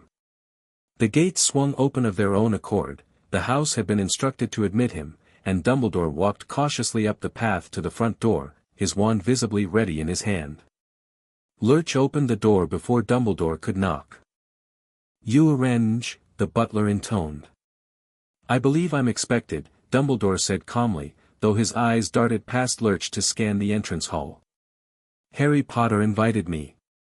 Lurch stepped aside, gesturing toward the living room with a sweeping arm movement. Dumbledore entered slowly, taking in the macabre decor, the weapons on the walls, the bubbling cauldron in the corner where Grandmama was brewing something that emitted occasional screams. The entire Addams family waited in the living room, arranged in a semicircle that might have seemed theatrical if it weren't so clearly threatening. Gomez and Morticia sat in twin high-backed chairs that resembled thrones. Wednesday stood at her mother's right hand, while Uncle Fester and Grandmama flanked Gomez's left. Thing perched on the mantelpiece, ready to leap if needed. And in the center of it all stood Harrison, transformed from the boy Dumbledore had last seen. Gone was the small, skinny child in oversized clothes and broken glasses. In his place stood a young man in a perfectly tailored black suit with a deep green vest that matched his now luminous eyes. His posture was straight, his gaze direct, his magic palpable in the air around him. "Hello, Professor," Harrison said coolly. "Thank you for coming. I believe you know my family." To Dumbledore's credit, he controlled his reaction well. Only a slight widening of his eyes and tightening of his grip on his wand betrayed his shock. "Harry," he said carefully. "This is unexpected." "Is it?" Gomez asked, rising from his chair with dangerous energy. "Or is it exactly what you feared for 11 years? Dumbledore's gaze shifted between them. I see there have been developments. If by developments you mean I've discovered I'm not Harry Potter at all, but Harrison Addams, stolen from my family as a baby to fulfill a prophecy you interpreted for your own purposes, then yes, there have been developments. Harrison's voice remained calm, but shadows gathered at his feet, responding to his controlled anger. Dumbledore sighed deeply. I had hoped to have this conversation when you were older, better prepared to understand the choices that were made. Choices? Morticia rose now, her voice like ice. You call the kidnapping of our child a choice? It was necessary, Dumbledore said firmly. The prophecy was clear, a child born of ancient darkness but walking in light would have the power to defeat Voldemort. No other interpretation made sense. So you decided to steal our son rather than ask for our cooperation? Gomez demanded. Dumbledore had the grace to look uncomfortable. The Addams family's magic has always existed in the gray areas of our world, outside ministry oversight. Your practices, your alliances with creatures most wizards consider dark. I couldn't risk Voldemort finding an ally in you. So you assumed we would support a wizard who tortured and murdered for power? Morticia's voice was deadly quiet. How little you understand our family. The Addams have never aligned with dark wizards who seek dominion, Gomez added. We appreciate the dark, we embrace death and shadow, but we value freedom above all. Voldemort would have found no friends here. Dumbledore's expression remained unconvinced. Perhaps. But the prophecy specified, the prophecy said, stolen from darkness to serve the light, Harrison interrupted. And you made sure that part came true, didn't you? You created the very situation the prophecy described, rather than finding another way.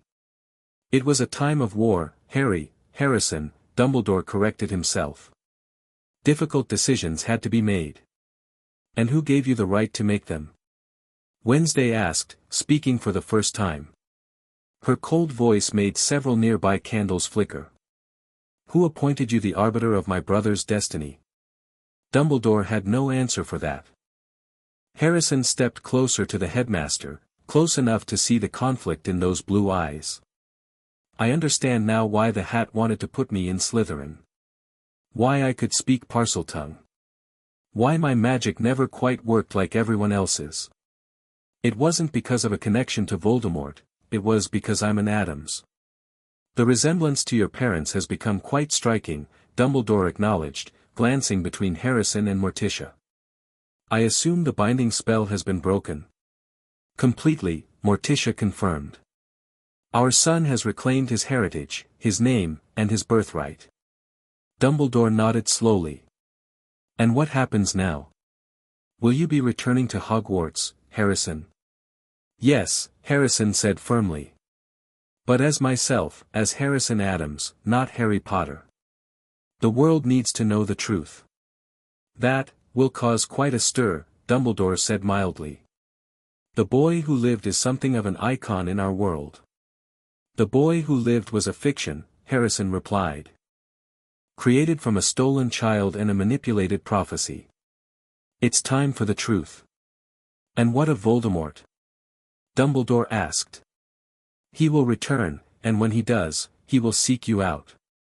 The protection your mother, Lily Potter, gave you, will continue to work, Morticia interrupted. Because it was built on Addams' blood magic, adapted by the Potters.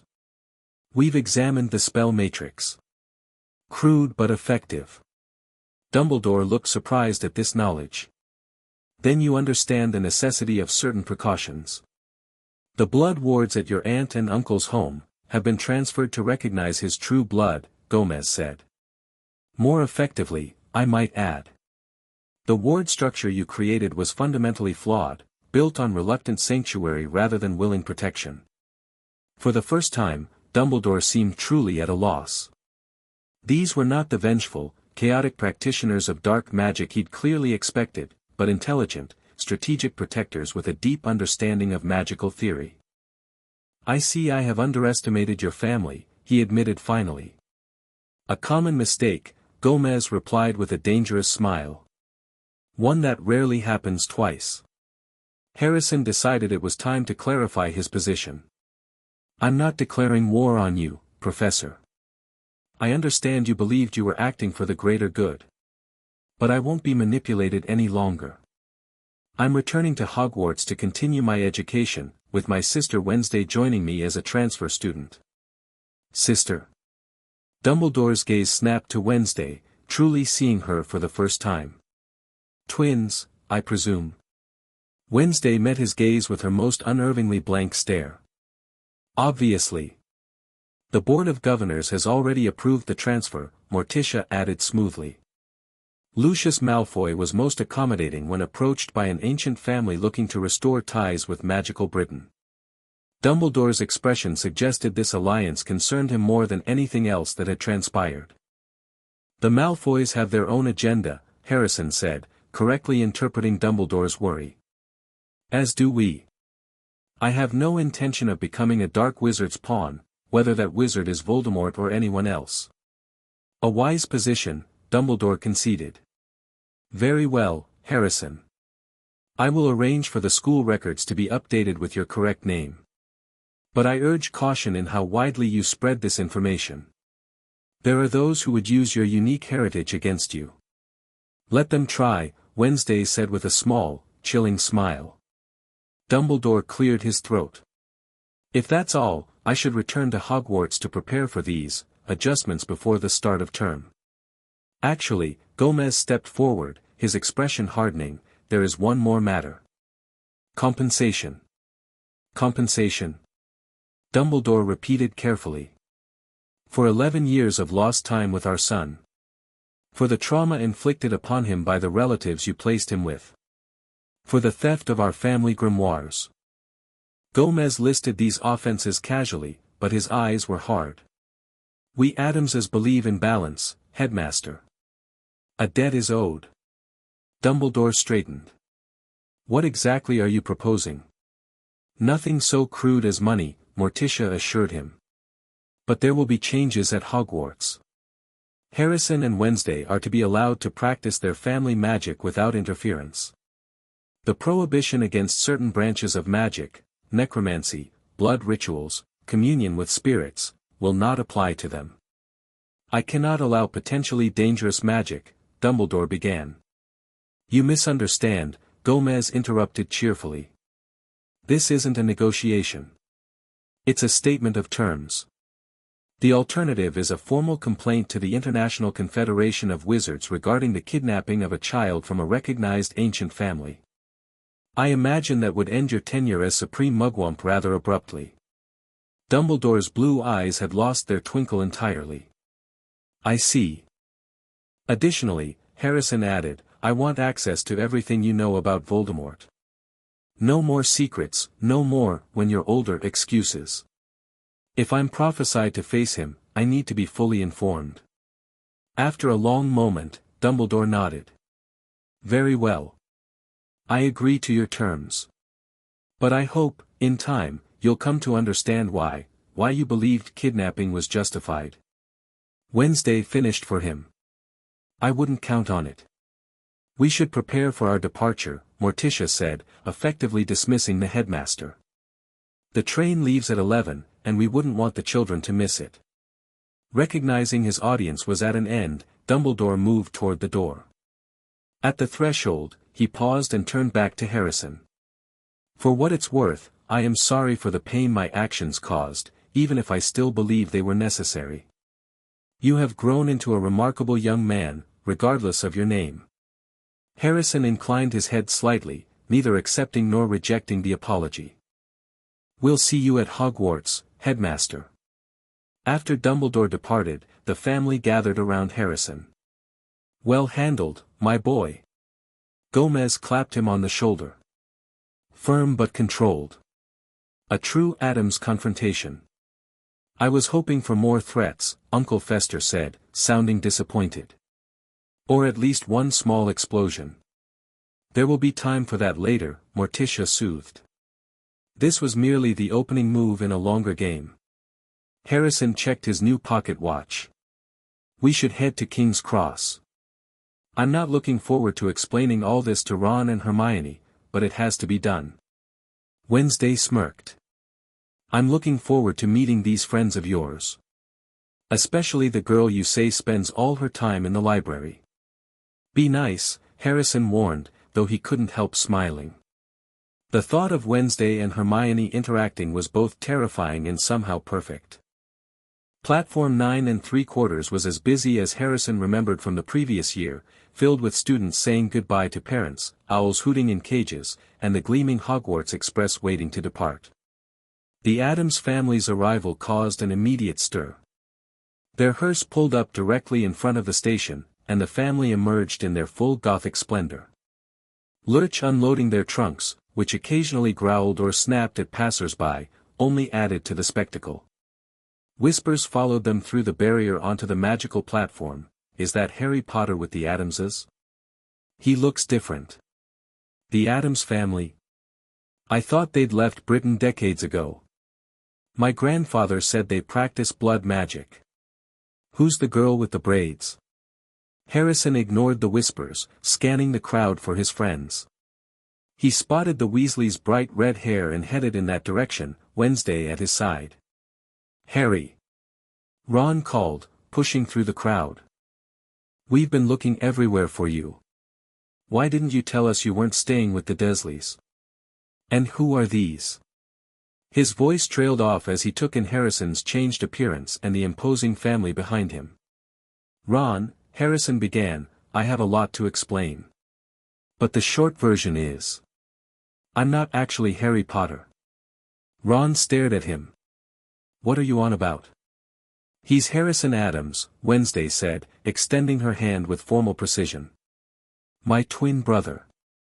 Stolen as a baby and given to the Potters. I'm Wednesday Addams.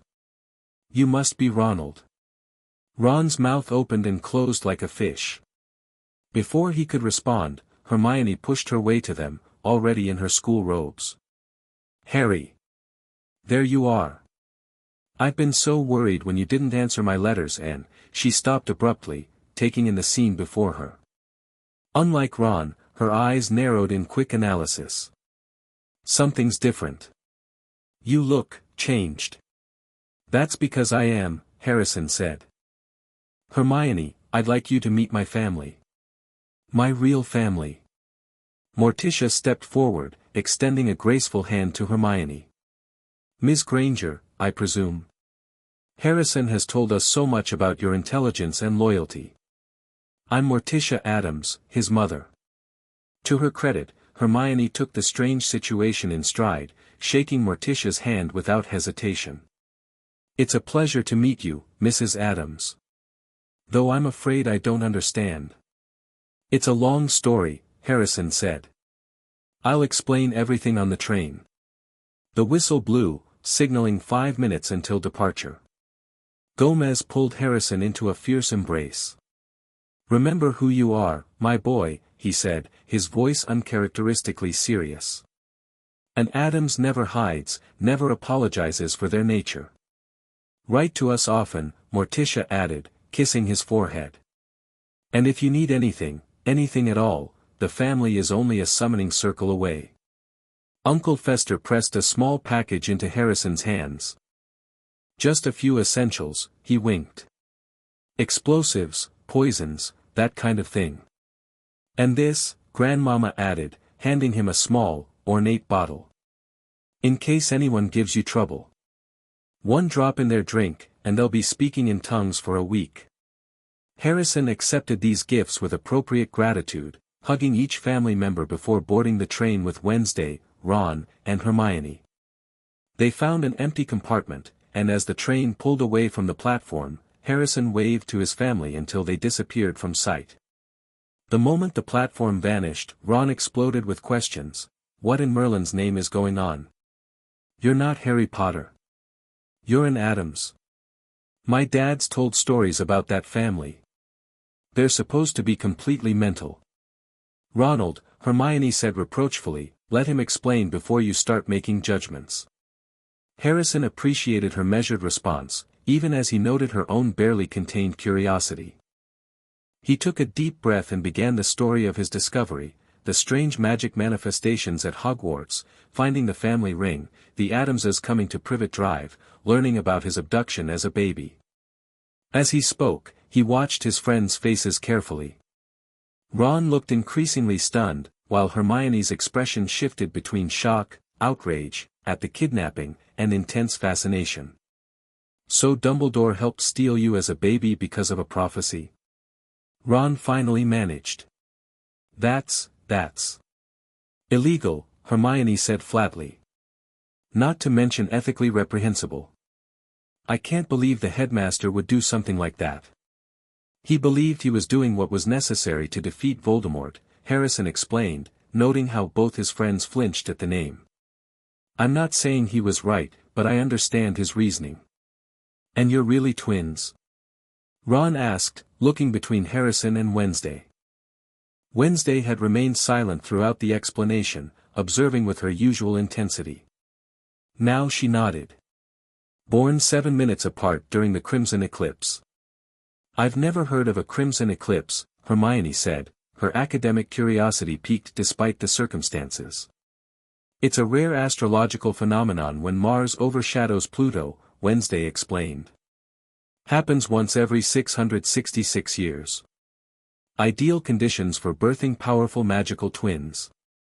Hermione looked like she wanted to ask a dozen follow-up questions, but restrained herself. "So, what do we call you now?" Ron asked awkwardly. "Still Harry? Or Harrison?" "Harrison," he confirmed. "I know it'll take some getting used to, but it's who I really am."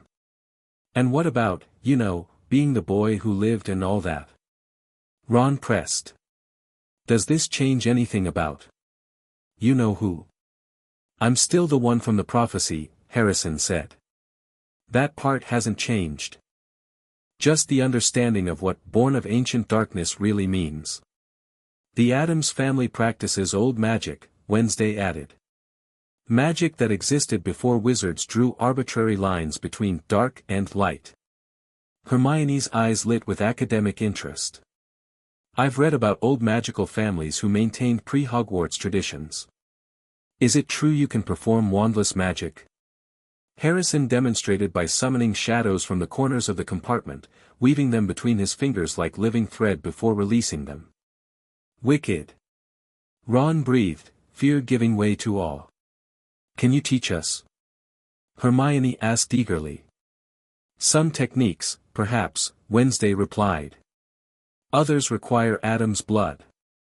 The conversation shifted as Harrison's friends began to adjust to the revelation. Ron asked about the Addams Manor, does it really have a pet graveyard, while Hermione peppered Wednesday with questions about family magical theory. By the time the food trolley came around, a tentative new dynamic had established itself. Ron was clearly still processing everything but seemed determined to stand by his friend regardless of name or family. Hermione was fascinated by the academic implications of old family magic and had already established a rapport with Wednesday based on their shared intelligence and direct manner. The compartment door slid open to reveal Draco Malfoy, flanked as usual by Crabbe and Goyle. He opened his mouth, likely to deliver some cutting remark, then froze as he registered the changes in Harrison's appearance and the presence of Wednesday. "Potter," he said uncertainly. "You look different." "Addams," Harrison corrected. "Harrison Addams. And this is my sister, Wednesday." Malfoy's pale eyes widened. "Addams? The Addams family?" "The very same," Wednesday confirmed, studying Malfoy with clinical interest.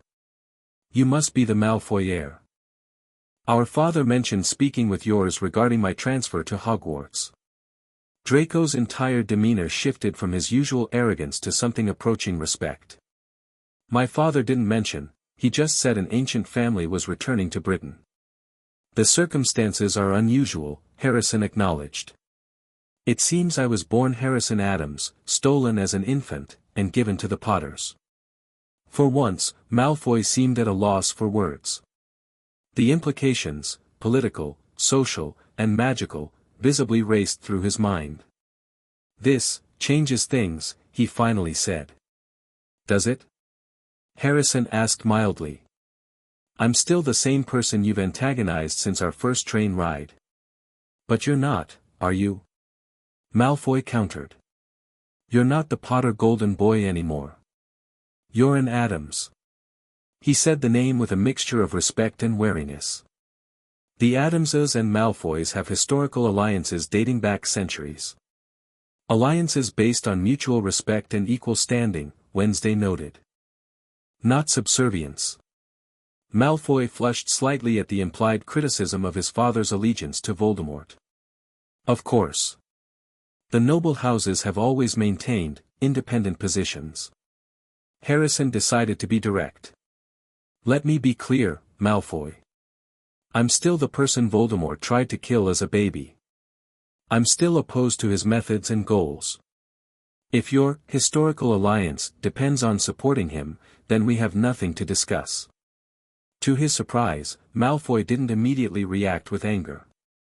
Instead, he seemed to be reassessing the situation entirely. Perhaps we should start over, he suggested, extending his hand. Draco Malfoy. Heir to House Malfoy. Harrison considered the offered hand, remembering their first meeting. This time, the gesture seemed less about superiority and more about political recalculation.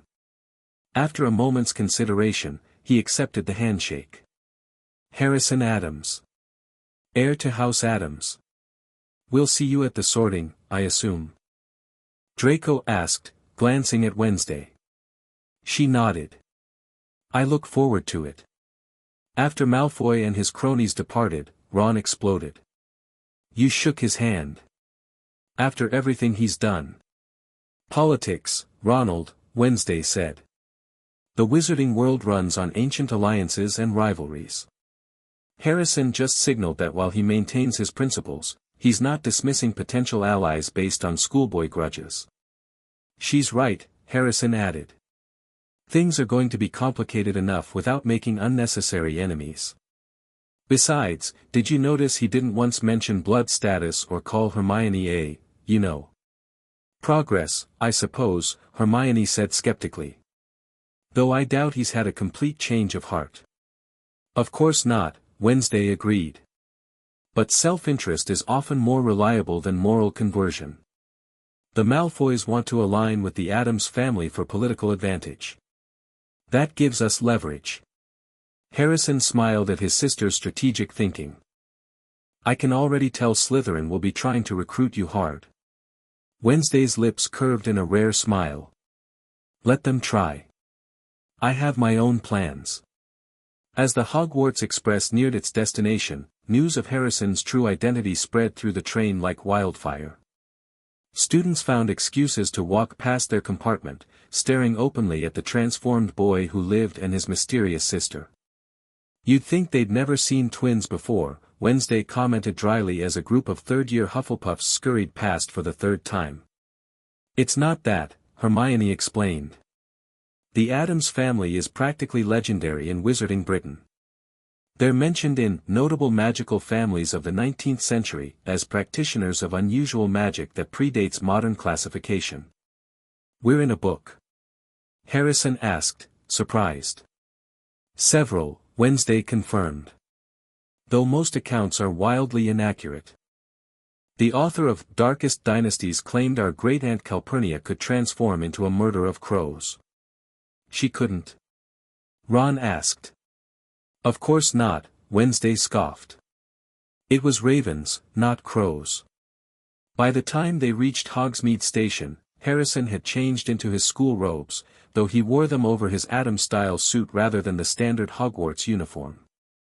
Wednesday wore a modified version of the girl's uniform, all black with no house colors yet, her white collar the only contrast.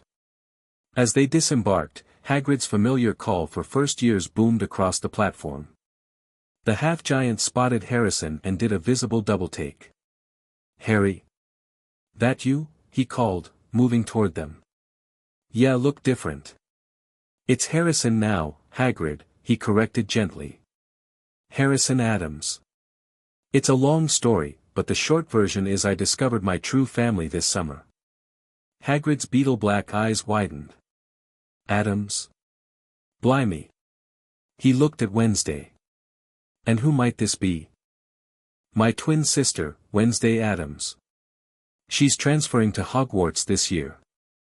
Pleasure, Wednesday said, extending her hand to Hagrid, who engulfed it carefully in his massive palm. I need to get the Fur's years across the lake, Hagrid said, still looking stunned. But you'll have to tell me the whole story soon, Harrison. I will, Harrison promised. And Hagrid? Thank you for being the first person to introduce me to magic. That hasn't changed, no matter what name I go by. Hagrid's eyes grew suspiciously moist. He nodded, unable to speak, then turned back to gathering the first years. Should I go with the first years for the boats? Wednesday asked. Dumbledore arranged for you to ride in the carriages as a transfer student, Harrison explained. But you'll still be sorted with the first years. They made their way to the carriages, where Harrison stopped short, staring at the creatures harnessed to them. You can see them? Hermione asked, following his gaze to what appeared to her as empty air. The Thestrals, Harrison nodded. I couldn't see them last year. Only those who have seen death can see Thestrals, Wednesday explained. The binding spell must have blocked that ability too. But who have you seen? Ron began, then trailed off awkwardly. Harrison didn't elaborate, instead approaching the nearest Thestral and gently stroking its leathery snout. The creature nuzzled against his hand like an old friend. They're beautiful, he said quietly. The journey to the castle passed in relative silence, each lost in their own thoughts about the changes and challenges the new school year would bring. As they passed through the gates flanked by winged boars, Harrison felt Hogwarts magic wash over him, but differently than before. Rather than the warm welcome he'd experienced as a first year, the castle's magic seemed to pause, reassessing him, before accepting his changed signature with what felt almost like curiosity. Professor McGonagall met them in the entrance hall, her sharp eyes immediately finding Harrison. Mr. Potter, or should I say Mr. Addams, she said crisply. The headmaster has informed the staff of your situation. Quite extraordinary circumstances. Thank you for understanding, Professor, Harrison replied politely. McGonagall turned to Wednesday. Miss Addams, you'll wait here with the first years for the sorting. Mr. Addams, you may proceed to the Great Hall with your classmates. As Harrison turned to leave, Wednesday caught his sleeve. Remember, brother. We're Addamses. We don't hide. He nodded, squared his shoulders, and walked into the Great Hall with his head held high. The reaction was immediate. Conversations died as students noticed him, then erupted in a wave of whispers that followed his progress to the Gryffindor table. Harrison ignored the stares, sitting between Ron and Neville as if nothing unusual was happening. Blimey, Harrison, Neville said, eyes wide. You look so different. Long story, Harrison replied with a small smile. I'll explain everything after the sorting. At the staff table, the professors watched him with varying expressions, Snape with narrow-eyed calculation, Flitwick with academic interest, Sprout with motherly concern. Dumbledore's face remained carefully neutral, though his eyes lacked their usual twinkle. When the first years entered behind McGonagall, Wednesday stood out immediately, taller than the 11-year-olds, her posture perfect, her braids gleaming in the candlelight. She walked with the natural grace all Addamses possessed, her expression revealing nothing as whispers followed her progress. The Sorting Hat sang its usual song, though Harrison noticed a few unusual verses about ancient magic returning and bloodlines reclaimed. Then the sorting began. When McGonagall finally called Addams, Wednesday, the hall fell silent. Wednesday approached the stool with measured steps, sat down, and allowed the hat to be placed on her head. For nearly 2 full minutes, nothing happened. The hat seemed to be having an intense conversation with her. Finally, it called out, Ravenclaw. The Ravenclaw table applauded politely, though with visible uncertainty. Wednesday removed the hat, handed it back to McGonagall, and glided to the Ravenclaw table with the same unruffled demeanor. After the last first year was sorted, Dumbledore rose for his usual announcements. However, before mentioning the standard warnings about the Forbidden Forest and banned items, he addressed the Whispers directly. As many of you have no doubt noticed, we have some unusual circumstances this year. I can confirm that the student formerly known as Harry Potter has discovered his true identity as Harrison Addams, having been separated from his birth family as an infant. His sister, Wednesday Addams, joins us as a transfer student in Ravenclaw. The hall erupted in shocked conversations. Dumbledore allowed it to continue for a moment before raising his hands for silence. I expect all Hogwarts students to treat this situation with the respect and maturity it deserves. Mr. Addams remains the same person you have known, simply with a more complete understanding of his heritage. Now, let us enjoy our feast. Food appeared on the tables, but few students seemed interested in eating. All eyes remained fixed on either Harrison at the Gryffindor table or Wednesday at Ravenclaw. Well, Hermione said, serving herself potatoes, that was certainly direct. Better than letting rumors spread, Harrison replied, finding himself surprisingly hungry. The Addams' eating habits, appreciating rich, exotic flavors and unusual combinations, had quickly become natural to him over the summer. So are you still a Gryffindor? Seamus asked from across the table. Or will you be resorted now that you're an Addams? I'm still a Gryffindor, Harrison confirmed. The hat put me here for qualities I possess, regardless of my name. But you're so different now, Lavender Brown observed. You look elegant. Harrison smiled, revealing the slightly sharper canines that had emerged as the binding spell dissolved. I'm still me. Just more so. The conversation gradually relaxed as his housemates adjusted to the new reality. Harrison answered questions about his summer with the Addamses, carefully emphasizing the family aspects rather than the magical practices that might alarm his classmates. Across the hall, he could see Wednesday holding court at the Ravenclaw table, likely explaining Addams' magical theory to the academically minded house.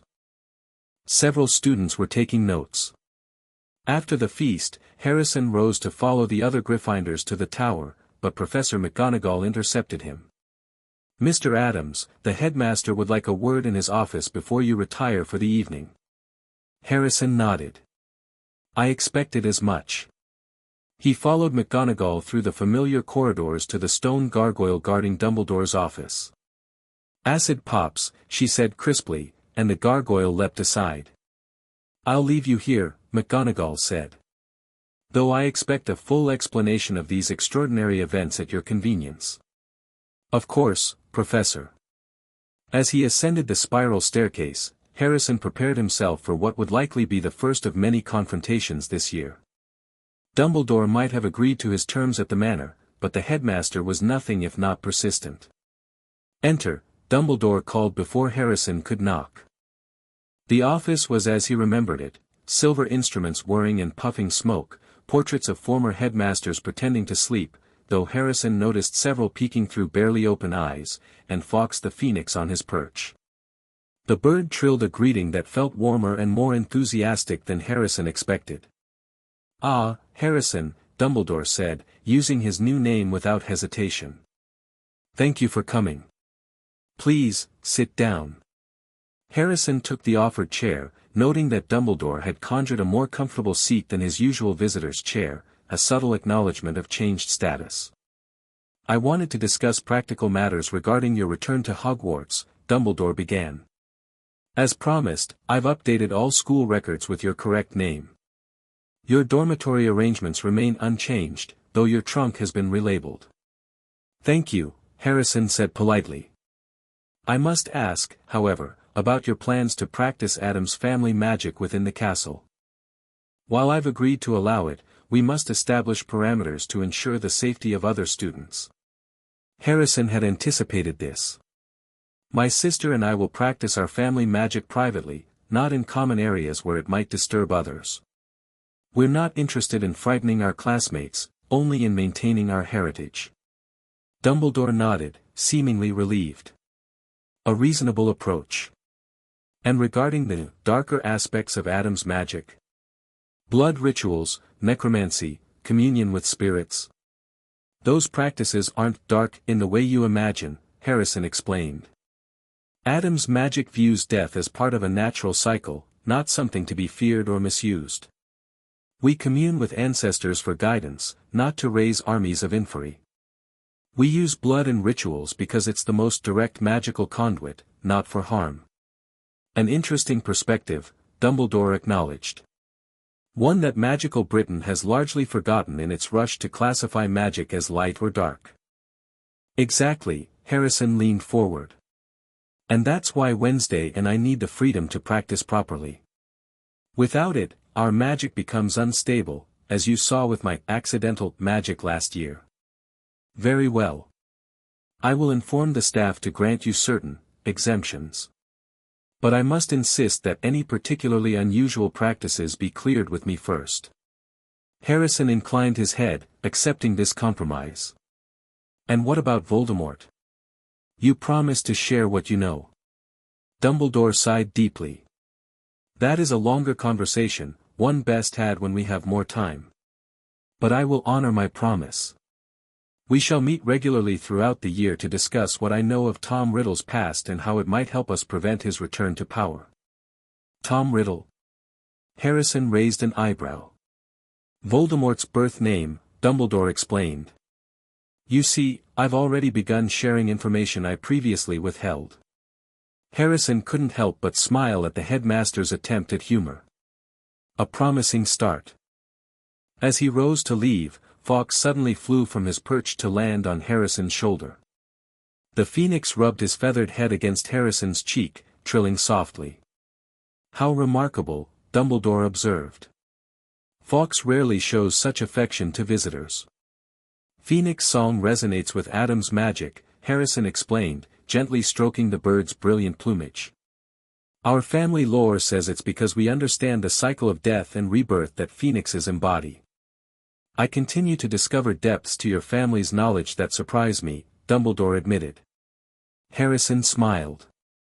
There's a lot more where that came from, Professor. Good night. The first few weeks of term proved challenging as Harrison and Wednesday established their new identities at Hogwarts. Reactions from students ranged from fascination to fear, with most falling somewhere in between. The Gryffindors, after initial shock, rallied around Harrison with characteristic loyalty. Fred and George Weasley were particularly enthusiastic about the development. And Addams!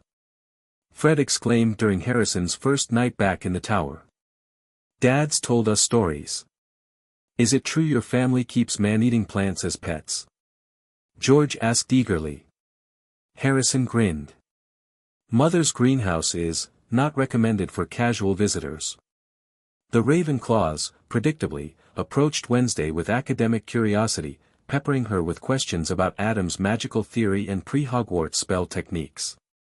She quickly established herself as intellectually formidable, earning respect if not exactly friendship from her housemates. Hufflepuffs were cautiously accepting, though they tended to travel in groups when the Addams siblings were nearby. The Slytherins were the most divided. Some, like Malfoy, recognized the political advantage of allying with an ancient magical family, while others viewed the Addams as unclassifiable magic with suspicion. Classes took on new dimensions as Harrison's natural abilities emerged. In Transfiguration, Professor McGonagall watched with barely concealed amazement as he transformed objects without the precise wand movements and incantations she taught, instead using Addams' techniques that relied more on intent and innate connection to the object.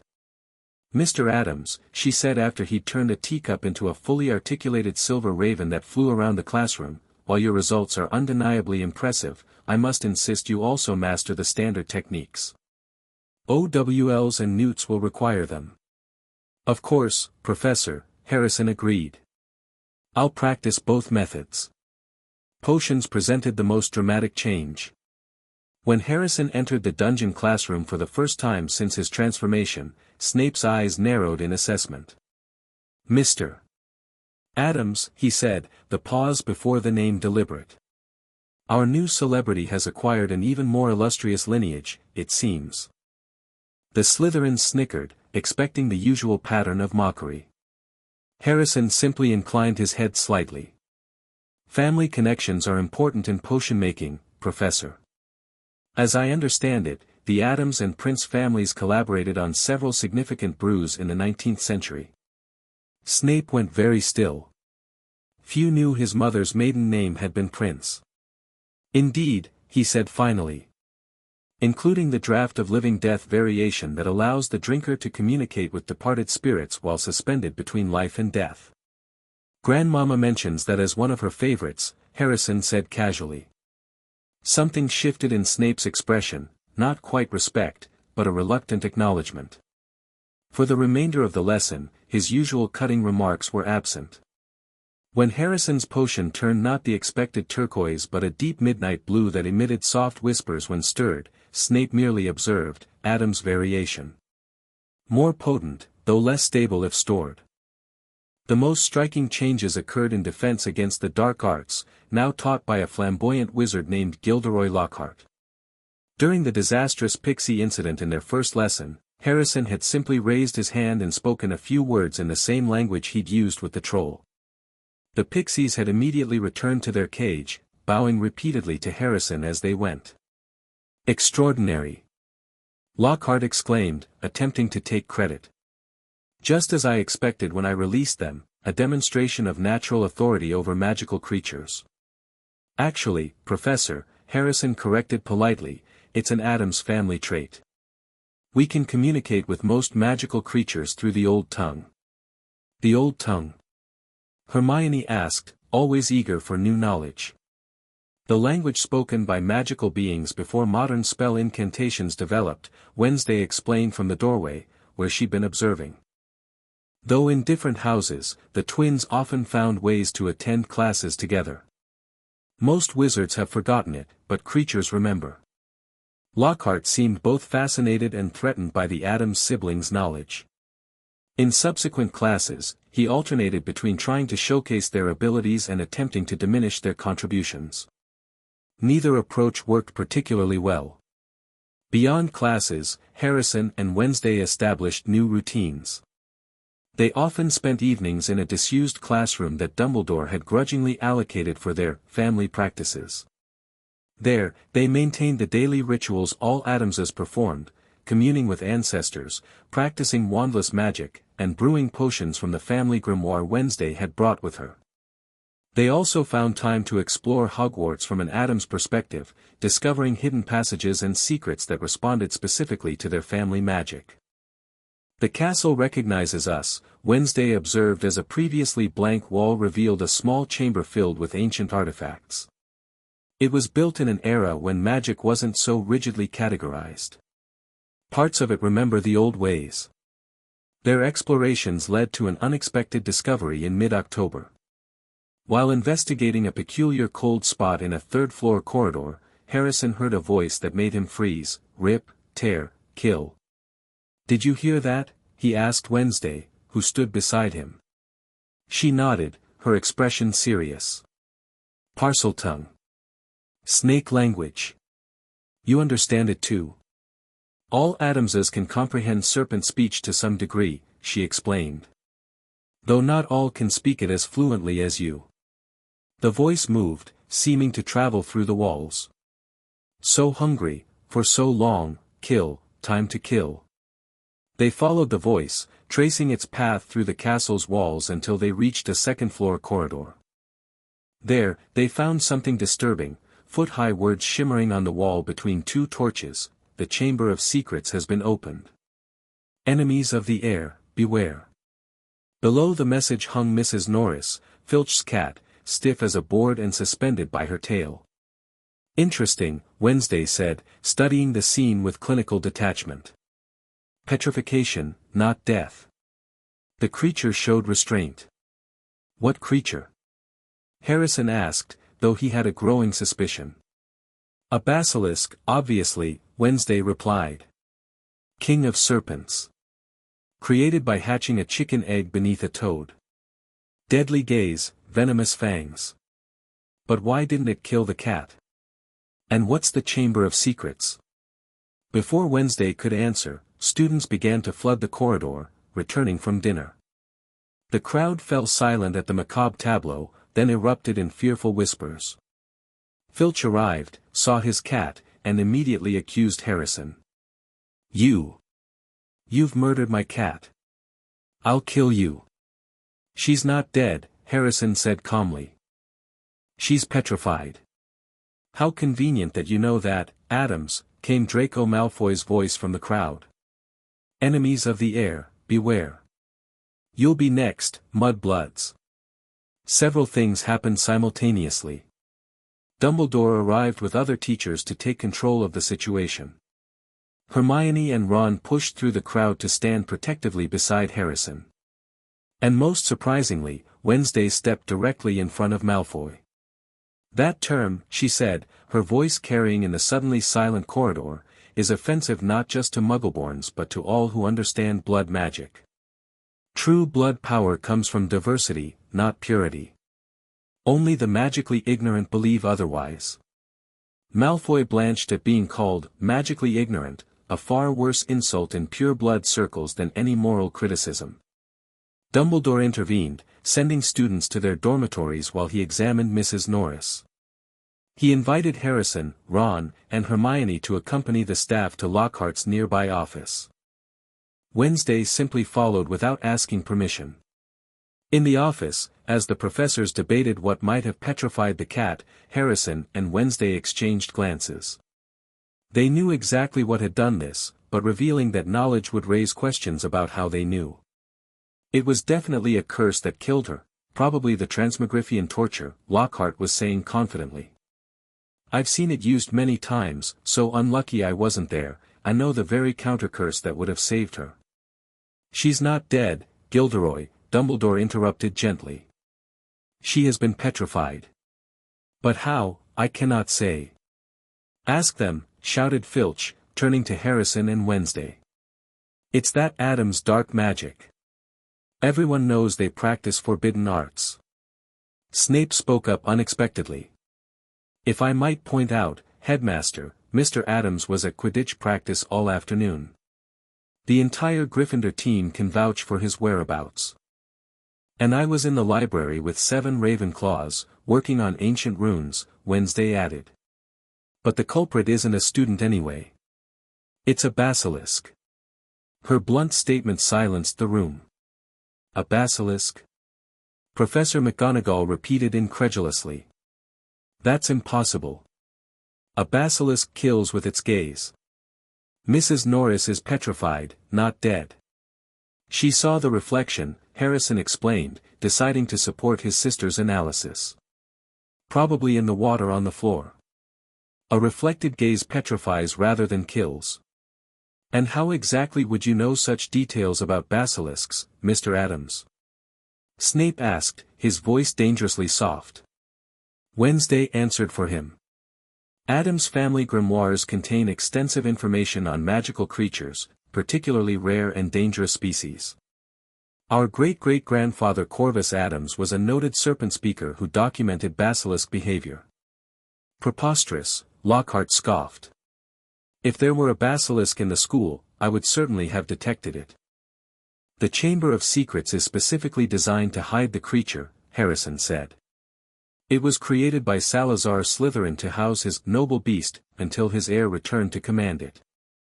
Dumbledore's piercing blue eyes fixed on Harrison. You seem remarkably well informed about this chamber, Mr. Addams. Harrison met his gaze steadily. The Addams family has collected legends and histories from all magical traditions. The Chamber of Secrets is mentioned in several texts in our library. And does your family lore indicate where this chamber might be located? Dumbledore asked. Unfortunately, no, Harrison lied smoothly. Only that it can be accessed solely by Slytherin's heir, who would be a Parselmouth, a speaker of snake language. The conversation continued, with the professors debating the plausibility of a basilisk and the legend of the chamber. Eventually, Dumbledore dismissed the students, instructing them to say nothing of their theories to the school at large to prevent panic. As they left, Snape caught Harrison's sleeve. A moment, Mr. Addams. Harrison nodded for the others to go ahead. Your insight into this situation is remarkable, Snape said quietly. Almost as if you have first-hand knowledge. The Addams family has always had an affinity for serpents, Professor. We understand them better than most. Indeed. Snape's dark eyes bored into Harrison's. And would this affinity allow you to communicate with such a creature, should you encounter it? Harrison considered his answer carefully. Potentially. Though a basilisk under another's control might not be inclined to listen. I see. Snape seemed to be weighing his next words. Your mother, your birth mother, was an exceptionally talented witch. Brilliant at potions. She would not wish to see her son involved in dangerous heroics, regardless of his name. The mention of Lily Potter caught Harrison off guard. It was the closest thing to personal concern he'd ever heard from Snape. I appreciate your warning, Professor. But as my family would say, Danger and Addamses are old friends. Snape's lips thinned. Just be certain that friendship doesn't lead to foolishness. As Harrison caught up with the others, Wednesday gave him a questioning look. Snape knows more than he's saying, Harrison explained quietly. About us, about the chamber, about everything. Most of the faculty do, Wednesday observed. They're simply afraid to confront it directly. Fear of the unknown is a powerful deterrent. Back in the Gryffindor common room, Ron and Hermione had more direct questions. How did you know all that about basilisks? Hermione demanded. And why didn't you tell us you were hearing voices in the walls? Harrison sighed. I heard it for the first time today. And yes, it's a basilisk. Wednesday and I followed the voice to that corridor. But why didn't Dumbledore believe you? Ron asked. If it really is a basilisk, because accepting our theory would mean acknowledging that the Chamber of Secrets is real, Wednesday explained. Which would mean admitting Hogwarts has never been as safe as they've claimed. And, Harrison added, it would raise questions about how the heir of Slytherin could be controlling it. That's not a conversation they're ready to have. Hermione's eyes widened. But you can speak to snakes. You told us that's an Addams trait. Does that mean that I'm the heir of Slytherin? Harrison laughed. No. The Addams family has connections to many ancient bloodlines, but not directly to Slytherin. Our serpent-speaking ability comes from a different source. Then who is the heir? Ron pressed. Who's controlling the basilisk? Harrison and Wednesday exchanged glances. We don't know yet, Harrison admitted. But we intend to find out. As the weeks progressed and more petrifications occurred, first Colin Creevey, then Justin Finch-Fletchley and nearly headless Nick, Harrison found himself at the center of growing suspicion. Despite the Gryffinder's initial acceptance, whispers followed him through the corridors, always knew there was something off about him. Those Addamses practice dark magic. Probably speaks Parseltongue, all those old families do. First the cat, then a Gryffindor, then a Hufflepuff, who's next? The suspicion reached its peak after the dueling club fiasco, where Harrison publicly revealed his Parseltongue abilities while stopping a snake from attacking Justin. Even though he'd clearly been protecting the Hufflepuff, the school interpreted it as an attack. This is ridiculous, Hermione fumed as they retreated to the library after yet another student detoured to avoid Harrison. You saved Justin from that snake. People fear what they don't understand, Wednesday said, flipping through a massive tome on medieval plumbing systems. And they understand very little about Parseltongue. But you're not the heir of Slytherin. Ron insisted. Tell them that. Harrison shrugged. Would you believe someone denying it? Besides, there are advantages to being feared. Fewer interruptions while studying. Wednesday nodded approvingly at her brother's pragmatism. And while they're watching you, the real heir operates freely. So you have a theory about who it is? Hermione asked eagerly. Several, Wednesday confirmed. But insufficient data to confirm any of them. Their research into the chamber's location continued secretly. While the school focused on Harrison as a suspect, the twins explored abandoned bathrooms and obscure pipework throughout the castle, following the basilisk's movements through the walls by tracking its voice. It always seems to emerge near water sources, Harrison noted one evening as they compared maps they'd created. And the voice travels vertically as well as horizontally. The pipes, Wednesday confirmed. It's using the plumbing system. Ingenious, really. The entire castle is networked with passages large enough for a serpent to navigate. But where's the entrance? Hermione asked, joining their research despite Ron's reluctance to get involved in Addams' business. They might have continued in fruitless investigation for months if not for two critical developments. First, Hermione was petrified while researching in the library, a mirror clutched in her hand. Second, Ginny Weasley was taken into the chamber itself, with another message left on the wall: her skeleton will lie in the chamber forever. The school was thrown into panic.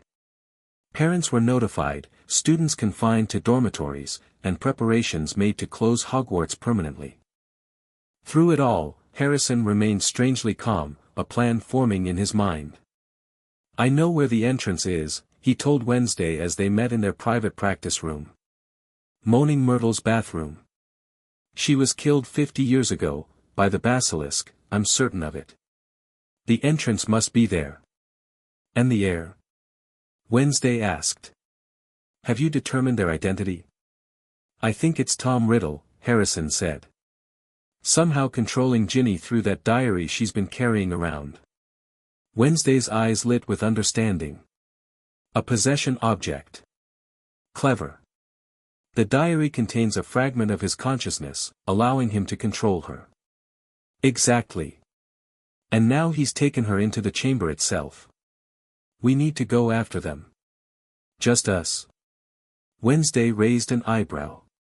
"Not going to involve the professors?" Harrison smiled grimly. Would an Addams ask for help when facing a giant serpent and a teenage version of the darkest wizard in a century? "Certainly not," Wednesday agreed, a rare smile crossing her face. "Grandmama would be disappointed." They moved quickly to Myrtle's bathroom, confirming their theory with the ghost herself, who described seeing great big yellow eyes before her death. Harrison located the snake engraved on a copper tap and spoke in Parseltongue, "Open." The sink receded, revealing a large pipe descending into darkness.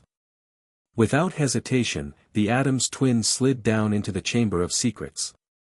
What they found below was both expected and surprising: tunnels lined with small animal bones, a massive shed snakeskin, and finally, the chamber itself.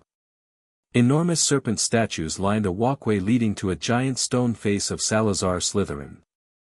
Before it lay Ginny Weasley, deathly pale but still breathing, and beside her stood a handsome teenage boy who was becoming more solid as they watched. "Tom Riddle," Harrison greeted the figure. "Or should I say, Lord Voldemort?" Riddle's handsome face registered surprise. "You know who I am. How interesting. And you are, not Harry Potter anymore, are you? There's something different about you." "Harrison Addams," he introduced himself. "This is my sister, Wednesday. We've come for Ginny Weasley." Riddle laughed, a cold sound that echoed in the chamber. "Addams? The old family of necromancers and blood magicians. How fascinating. Potter was nothing, a lucky child with a famous scar. But an Addams, that explains the power I sense in you." "Release the girl," Wednesday said flatly. "Or we'll be forced to destroy your diary." Riddle's eyes narrowed. "Perceptive, aren't you? But you're too late. The process is nearly complete. Soon, I'll have drained enough of her life force to return fully to corporeal form. And then Lord Voldemort will rise again." "You're making a critical error," Harrison said conversationally, circling slowly to position himself between Riddle and Ginny. "You assume we fear you."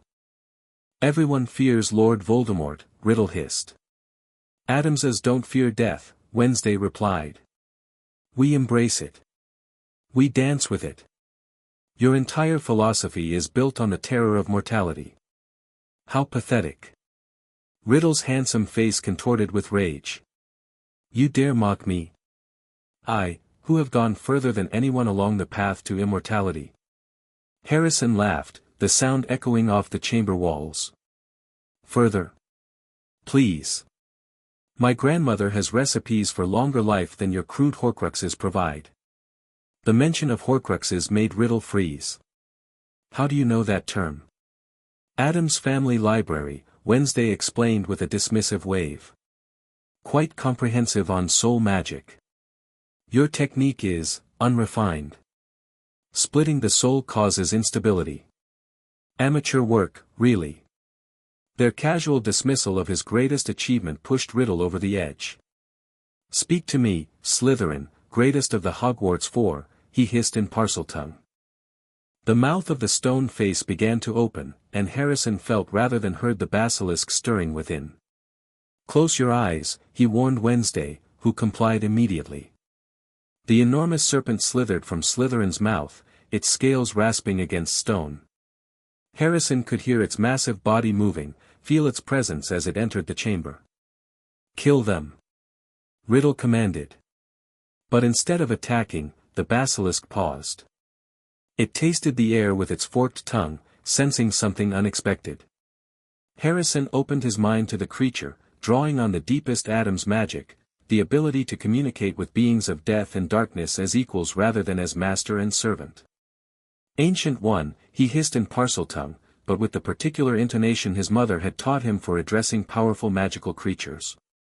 I greet you with respect. I am Harrison of the Addams line, speaker to serpents not through conquest but through kinship. The basilisk's massive head swayed, interested. Addams, it hissed, the word drawn out. I remember that line. They treated my kind with honor, unlike the false heir who wakes me only to kill. This false heir uses you, Harrison continued. He cares nothing for your noble nature, only for your deadly gaze. He would make you a mere weapon. What are you doing? Riddle demanded, his confidence faltering as the basilisk failed to attack. Kill them now. The false heir has trapped a piece of his soul in an object to escape death's embrace, Harrison explained to the basilisk. Such magic is an abomination, a perversion of the natural cycle you and I both serve. The basilisk's interest was fully captured now. Soul magic, forbidden, wrong. Help us destroy it, Harrison urged. Then you may return to your slumber until a worthy heir calls. Wednesday, though unable to speak Parseltongue fluently, understood enough to follow the conversation. She had positioned herself near Ginny in the diary, ready to act. Enough of this. Riddle shouted, his form flickering as his control over the basilisk wavered. I command you to kill them. I am the heir of Slytherin. You are a thief and a pretender, Harrison countered. A wizard who fears death has no right to command the king of serpents. With a sound like mountains grinding together, the basilisk turned its massive head toward Riddle. False heir, soul splitter. It hissed disapprovingly. Now, Wednesday. Harrison called.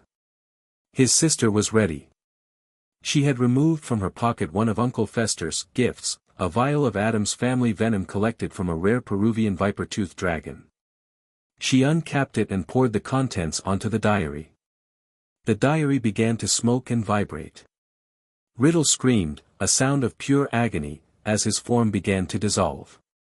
Stop her, he commanded the basilisk, but the great serpent merely watched, unmoved by his plight. Harrison approached the basilisk cautiously, still keeping his gaze averted from its deadly eyes. Thank you, noble one. May I ask one more service? The girl there was possessed by the false heir. A tear from your eye could help heal the damage to her life force. The basilisk considered this request, then lowered its great head. A single tear, large as a pearl, formed at the corner of its eye and fell onto Ginny's forehead. Immediately, color began returning to her cheeks. Sleep now, Harrison told the basilisk. Return to your chamber until called by one who understands your true purpose, not as a weapon, but as a guardian of ancient knowledge. I will remember the Addams line, the basilisk promised as it retreated back toward the stone face. You have honored the old ways. As the basilisk disappeared and the stone mouth closed, Riddle's screams reached a crescendo, then abruptly ceased as the diary dissolved completely under the potent venom.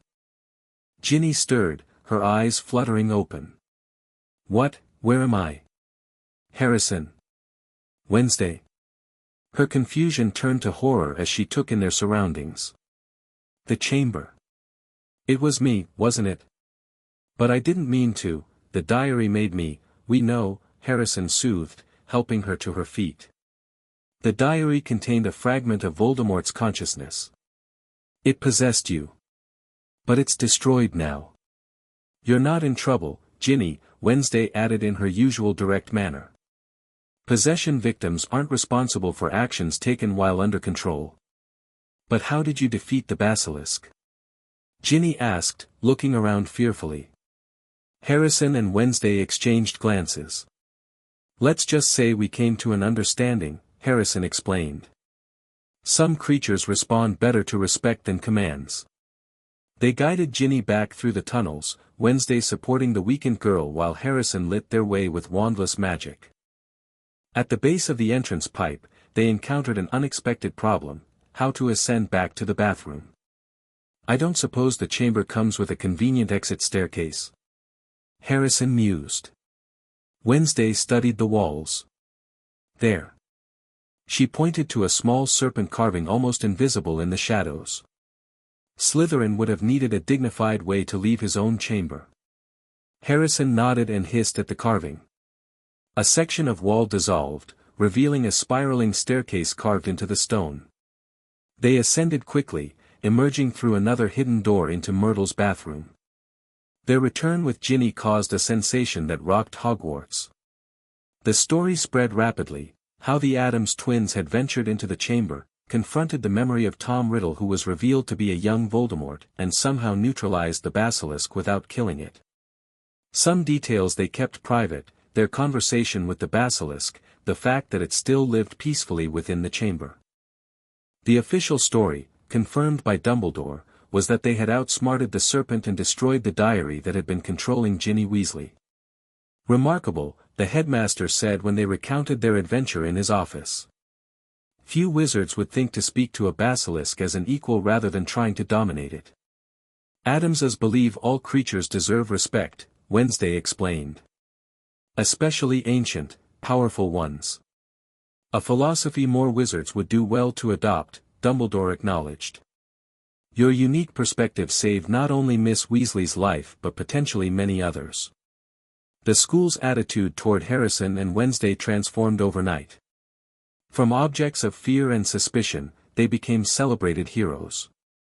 The Addams name, once whispered with apprehension, was now spoken with admiration, or at least a new kind of respect. Even Malfoy approached them differently. I told Father what happened, he informed them in the entrance hall one day. About the basilisk and Riddle's diary. He was extremely interested. I imagine he was, Harrison replied neutrally, suspecting Lucius Malfoy had been involved in planting the diary with Ginny in the first place. He'd like to invite you both to the manor over summer, Draco continued. To discuss potential alliances between our families. Wednesday's smile was predatory. We'd be delighted to visit. We have so many questions about certain objects that might have found their way into innocent hands. Draco blanched slightly, confirming their suspicions, but maintained his composure. I'll tell him you're amenable to the invitation. As the school year drew to a close, Harrison reflected on how much had changed since discovering his true identity. He had embraced his Addams heritage without abandoning the lessons learned as Harry Potter. He had friends who accepted him for who he was, a sister who matched him in both intelligence and magical ability, and a family that valued his uniqueness rather than trying to suppress it. Most importantly, he had confronted Voldemort on his own terms, not as the boy who lived, forced into a role by prophecy and manipulation, but as Harrison Addams, making choices based on knowledge and strength. On the Hogwarts Express returning to London, Harrison, Wednesday, Ron, Hermione, fully recovered thanks to the Mandrake restorative, and Ginny shared a compartment. What will you do this summer? Hermione asked. More Addams family magic training. Harrison nodded. That, and we'll be visiting some of the family's international properties. Uncle Fester mentioned something about crypts in Romania that need checking. Sounds lovely, Ron said uncertainly. It is, Wednesday confirmed. The Romanian branch of the family has an excellent collection of poisonous fungi. Ginny, who had become surprisingly comfortable with the Addams twins after they saved her from the chamber, asked, "Will you be writing?" "I'd like to hear about your adventures." "Of course," Harrison promised. "Though our family owl might frighten your mother. He's a bit unusual." Speaking of unusual, Hermione said carefully, "What happens next year?" "With you-know-who, I mean." That diary was clearly meant to bring him back somehow. Harrison's expression grew serious. "Voldemort will try again. The diary was just one attempt. But next time, we'll be better prepared." "We?" Ron questioned. "You mean, you're still planning to fight him? Even though you're not, you know, Potter anymore?" Harrison smiled, revealing just a hint of those sharper canines that had emerged with his Addams heritage. "The prophecy still applies, Ron. Born of ancient darkness yet walking in light. I understand now what that means. I don't fight Voldemort because I'm fated to, but because I choose to." "And he's not fighting alone," Wednesday added. "The Addams family has centuries of experience dealing with dark wizards. Voldemort is just the latest in a long line of those who've misunderstood the true nature of dark magic." As the train approached London, Harrison felt a sense of perfect balance he'd never experienced before. The boy who lived had been a role thrust upon him, a fiction created by others. Harrison Addams was who he truly was, embracing both the darkness of his heritage and the light of his own choices. "Ready to go home, brother?" Wednesday asked as the train slowed. "More than ready," Harrison replied, picturing the Addams manor waiting for them, with its sentient architecture, bizarre creatures, and loving, macabre family. Home. On the platform, Gomez and Morticia waited, standing out dramatically among the other parents with their elegant Gothic attire. As Harrison and Wednesday approached, Morticia opened her arms. "Welcome home, my ravens," she said, embracing them both. "Your ancestral portraits have been simply dying to hear about your adventures. Especially the basilisk." Gomez added enthusiastically. "We haven't had a good serpent story since your great-great-grandfather Vlad challenged the Naga King to a duel." Harrison laughed, feeling the last weight of his old identity falling away. Harry Potter had been a boy defined by loss and prophecy. Harrison Addams was a young man defined by family, heritage, and the power of his own choices.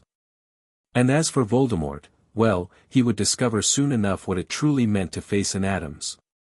Chapter 3, Two Legacies. The story broke in the Daily Prophet the day after Harrison and Wednesday returned to Addams Manor. The headline stretched across the entire front page in bold type that seemed to vibrate with excitement. "Boy who lived revealed as heir to infamous Addams family. Harry Potter actually Harrison Addams, stolen as infant to fulfill prophecy. Dumbledore implicated in child abduction scandal. Ministry launches full investigation." "Well," said Uncle Fester, looking up from the paper at breakfast, "they certainly didn't waste any time." Harrison shrugged, helping himself to the black pudding Grandmama had prepared. Someone was bound to leak it. Too many students knew by the end of term. Morticia glided into the dining room, a black envelope in her elegant hand. "The ministry has formally requested our presence tomorrow morning," she announced. "They wish to verify Harrison's identity through official channels." "Verify?" Gomez scoffed, slicing his steak so rare it practically mooed. "As if blood magic and family recognition aren't enough." "They're bureaucrats, dear," Morticia reminded him gently. "They require forms, signatures, and the illusion of control." Wednesday stabbed her fork into something tentacled on her plate. "Will they try to take Harrison away?" The question hung in the air. For all their confidence and power, the Addams family operated outside mainstream wizarding society. The ministry might claim jurisdiction over Harrison simply because he'd been known as Harry Potter for so long. Let them try, Harrison said quietly. The shadows around his chair darkened perceptibly. Gomez beamed with pride. That's my boy. Fighting spirit. Nevertheless, Morticia said, we should be prepared for legal challenges. I've contacted our family solicitor, Mr. Graves. He's been representing the Addams family for centuries. Literally centuries, Grandmama cackled. He's a zombie. Best legal mind of 1738, perfectly preserved. Harrison grinned. His new family's casual relationship with death and undeath still delighted him. At the Dursleys, death had been a fearful taboo. At Hogwarts, it was treated with solemn respect.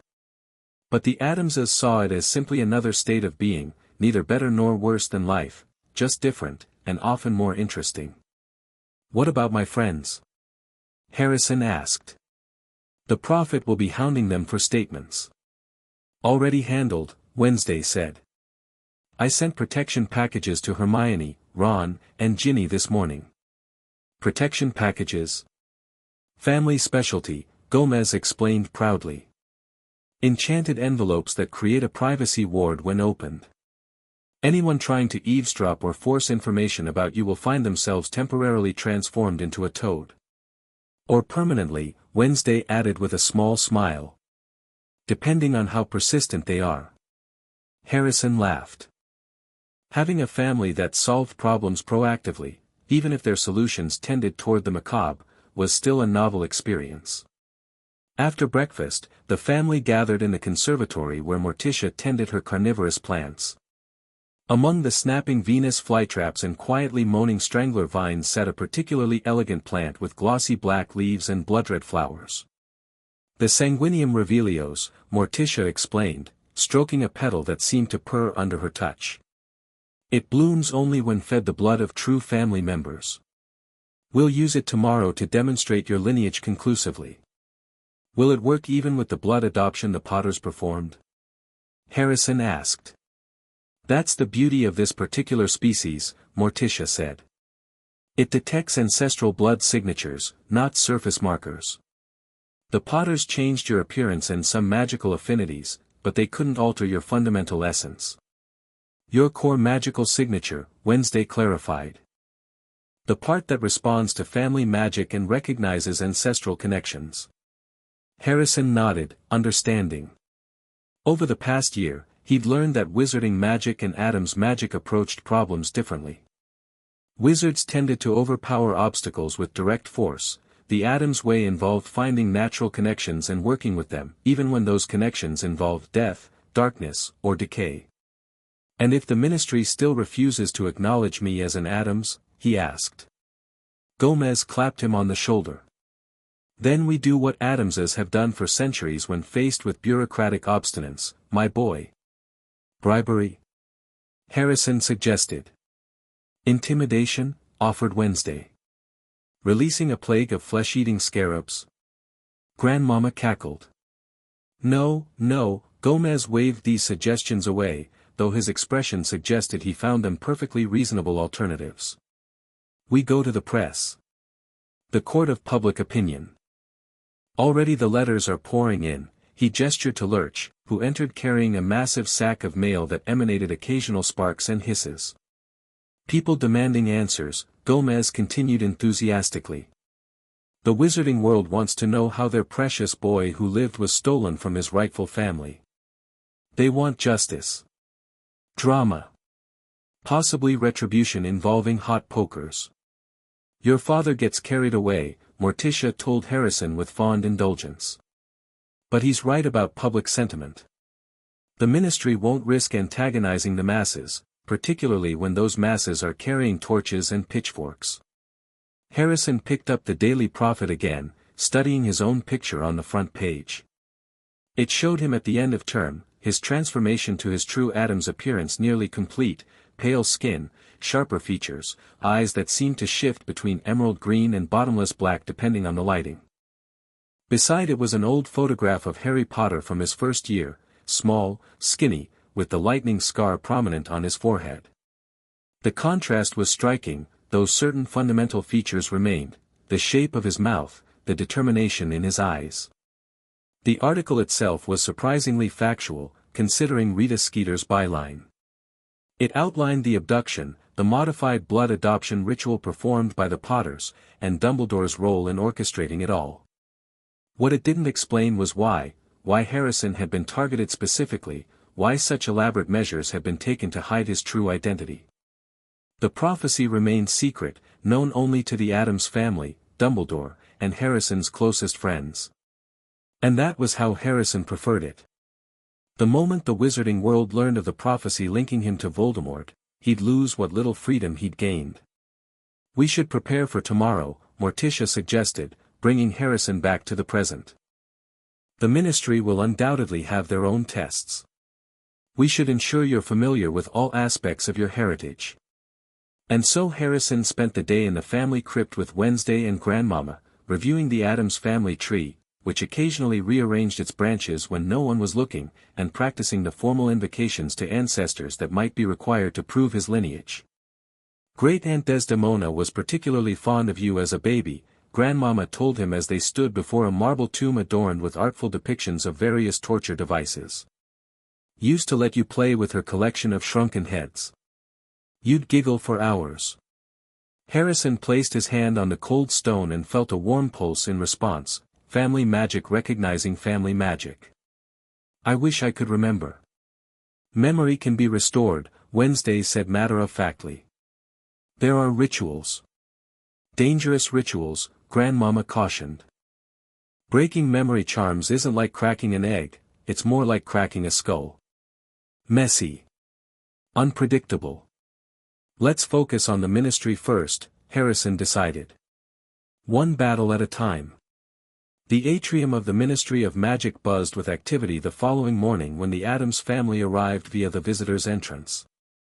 They made quite an entrance, Gomez in his finest pinstriped suit with a blood-red carnation, Morticia in a form-fitting black dress that seemed to move like smoke around her, Wednesday in a smaller version of her mother's attire, and Harrison in formal Addams funeral wear, considered appropriate for important official occasions. Lurch accompanied them, carrying a large trunk containing the Sanguinium Revelio's plant and various other items they might need to prove Harrison's identity. The crowd in the atrium parted before them like water. Whispers followed in their wake, "That's them, the Addamses. Look at the boy, nothing like Potter anymore, is he? They say they practice blood magic. Heard they commune with the dead. The girl gives me the creeps." Harrison kept his head high, drawing on the poise his mother had been teaching him. "An Addams never shows discomfort in public," she'd instructed. "Let them stare. Let them whisper. They fear what they don't understand, and their fear gives you power." At the security desk, the guard's hand trembled slightly as he checked their wands. When things scuttled out of Gomez's pocket to help expedite the process, the poor man nearly fainted. "Family retainer," Gomez explained cheerfully. "Been with us for generations." It needs to be registered," the guard stammered. "Thing isn't in it," Wednesday corrected coldly. "And he isn't a magical creature or a familiar. He's family." Before the situation could escalate, a harried-looking witch in official robes hurried toward them. "Mr. and Mrs. Addams. We've been expecting you. I'm Amelia Bones, head of the Department of Magical Law Enforcement. If you'll follow me, we've prepared a special chamber for the identity verification." As they followed Madame Bones through the Ministry, Harrison noticed the curious mix of reactions they received. Some officials glared with open suspicion, others watched with fascinated horror, and a surprising number nodded respectfully. The Addams name clearly carried weight, even after years of absence from British wizarding society. The chamber they entered was circular, with benches arranged like a small courtroom. A table stood in the center with various magical instruments arrayed upon it. About 20 people were already seated, Ministry officials, members of the Wisengamot in their plum-colored robes, and in a conspicuous position, Albus Dumbledore. "Ah," Gomez said, spotting the headmaster. The kidnapper returns to the scene of the crime. Gomez, darling, Morticia placed a restraining hand on her husband's arm. Remember what Mr. Graves advised. Vengeance is a dish best served through proper legal channels. You're right, cara mia, Gomez sighed. Though I did bring my dueling pistols, just in case. Madame Bones cleared her throat uncomfortably. If we could proceed with the verification. The minister is quite anxious to resolve this matter quickly and, quietly. Of course, Morticia agreed smoothly. We've brought our own verification methods, but are happy to comply with ministry protocols as well. A thin, officious-looking wizard stepped forward. Broderick Bode, Department of Mysteries. We'll be conducting 3 tests: magical signature analysis, blood lineage verification, and memory extraction for pensive verification. Harrison exchanged glances with Wednesday. They'd anticipated the first 2 tests, but the third could be problematic. With his memories modified and suppressed for years, there was no telling what a forced extraction might reveal, or damage. I object to memory extraction, Harrison spoke up. It's invasive and potentially harmful, especially given the memory modifications already performed on me without consent. Bode frowned. The procedure is quite standard, for criminals, Wednesday interrupted. My brother is the victim here, not the perpetrator. The girl is right, came a growling voice from the doorway. Mad-Eye Moody stumped into the room, his magical eye swiveling wildly. Memory extraction from a minor who's been subject to magical tampering? Might as well perform brain surgery with a blasting curse. Several Wisengamot members nodded in agreement. Very well, Madame Bones conceded. We'll proceed with just the signature and lineage tests. The magical signature test came first. Harrison was instructed to place his hand on a silver device shaped like a hemisphere. The moment his palm touched the cool metal, it began to glow and project a complex, 3-dimensional pattern of light above it, swirls and nodes of magical energy unique to him. Bode studied the pattern, comparing it to a glowing image contained in a crystal sphere. This is the magical signature recorded when Harry Potter first entered Hogwarts, he explained. We can see significant similarities in the core structure, but also notable differences consistent with a blood adoption ritual having been performed. The base signature is clearly Addams' family magic, added another unspeakable, a witch with silver-streaked hair. Those distinctive shadow nodes are characteristic of ancient magical lines that practiced pre-Merlin arts. Next came the blood lineage test. Harrison allowed 7 drops of his blood to fall into a shallow stone basin filled with a clear potion. The liquid turned black, then began to form into a miniature family tree with glowing silver branches. Fascinating, murmured the witch. The Potter lines appear here and here, she pointed to faint red branches, but they're clearly grafted onto an older structure. The dominant magical signatures belong to Gomez and Morticia Addams. Whispers broke out among the Wisengamot members. Harrison caught fragments, undeniable evidence. Can't possibly refute this. What was Dumbledore thinking? Morticia stepped forward. We've brought our own verification method as well, if the Wisengamot would permit it. The Sanguinium Revelios is an ancient magical plant that responds only to true family blood. After receiving permission, Lurch opened the trunk and carefully lifted out the glossy black plant. In the ministry's harsh lighting, it seemed to absorb the brightness around it, creating a pocket of shadow. Morticia, Gomez, and Wednesday each pricked their fingers, allowing a drop of blood to fall onto different leaves of the plant. Each leaf curled inward, then unfurled to reveal a glowing family crest. When Harrison added his blood to a 4th leaf, the entire plant shuddered, then burst into bloom, blood-red flowers opening simultaneously as if greeting a long-lost friend. Tendrils extended toward Harrison, gently wrapping around his wrist without piercing the skin. It recognizes him, Morticia explained. More strongly than it would a distant relation. The plant identifies him as direct offspring. The evidence was overwhelming. Even the most skeptical ministry officials looked convinced. Madame Bones conferred briefly with her colleagues, then addressed the assembly. Based on the conclusive magical evidence presented, the Ministry of Magic formally recognizes Harrison Addams as his true legal identity. All records previously filed under the name Harry James Potter will be updated accordingly. A wave of relief washed over Harrison. Part of him had feared the ministry would resist the truth for political reasons, clinging to the boy-who-lived narrative that had served them so well. However, Bones continued, there remains the matter of the alleged abduction and the role certain individuals may have played in it. All eyes turned to Dumbledore, who had remained silent throughout the proceedings. The headmaster rose slowly, his face grave. I do not dispute the evidence of Harrison's true parentage, he said, his voice steady.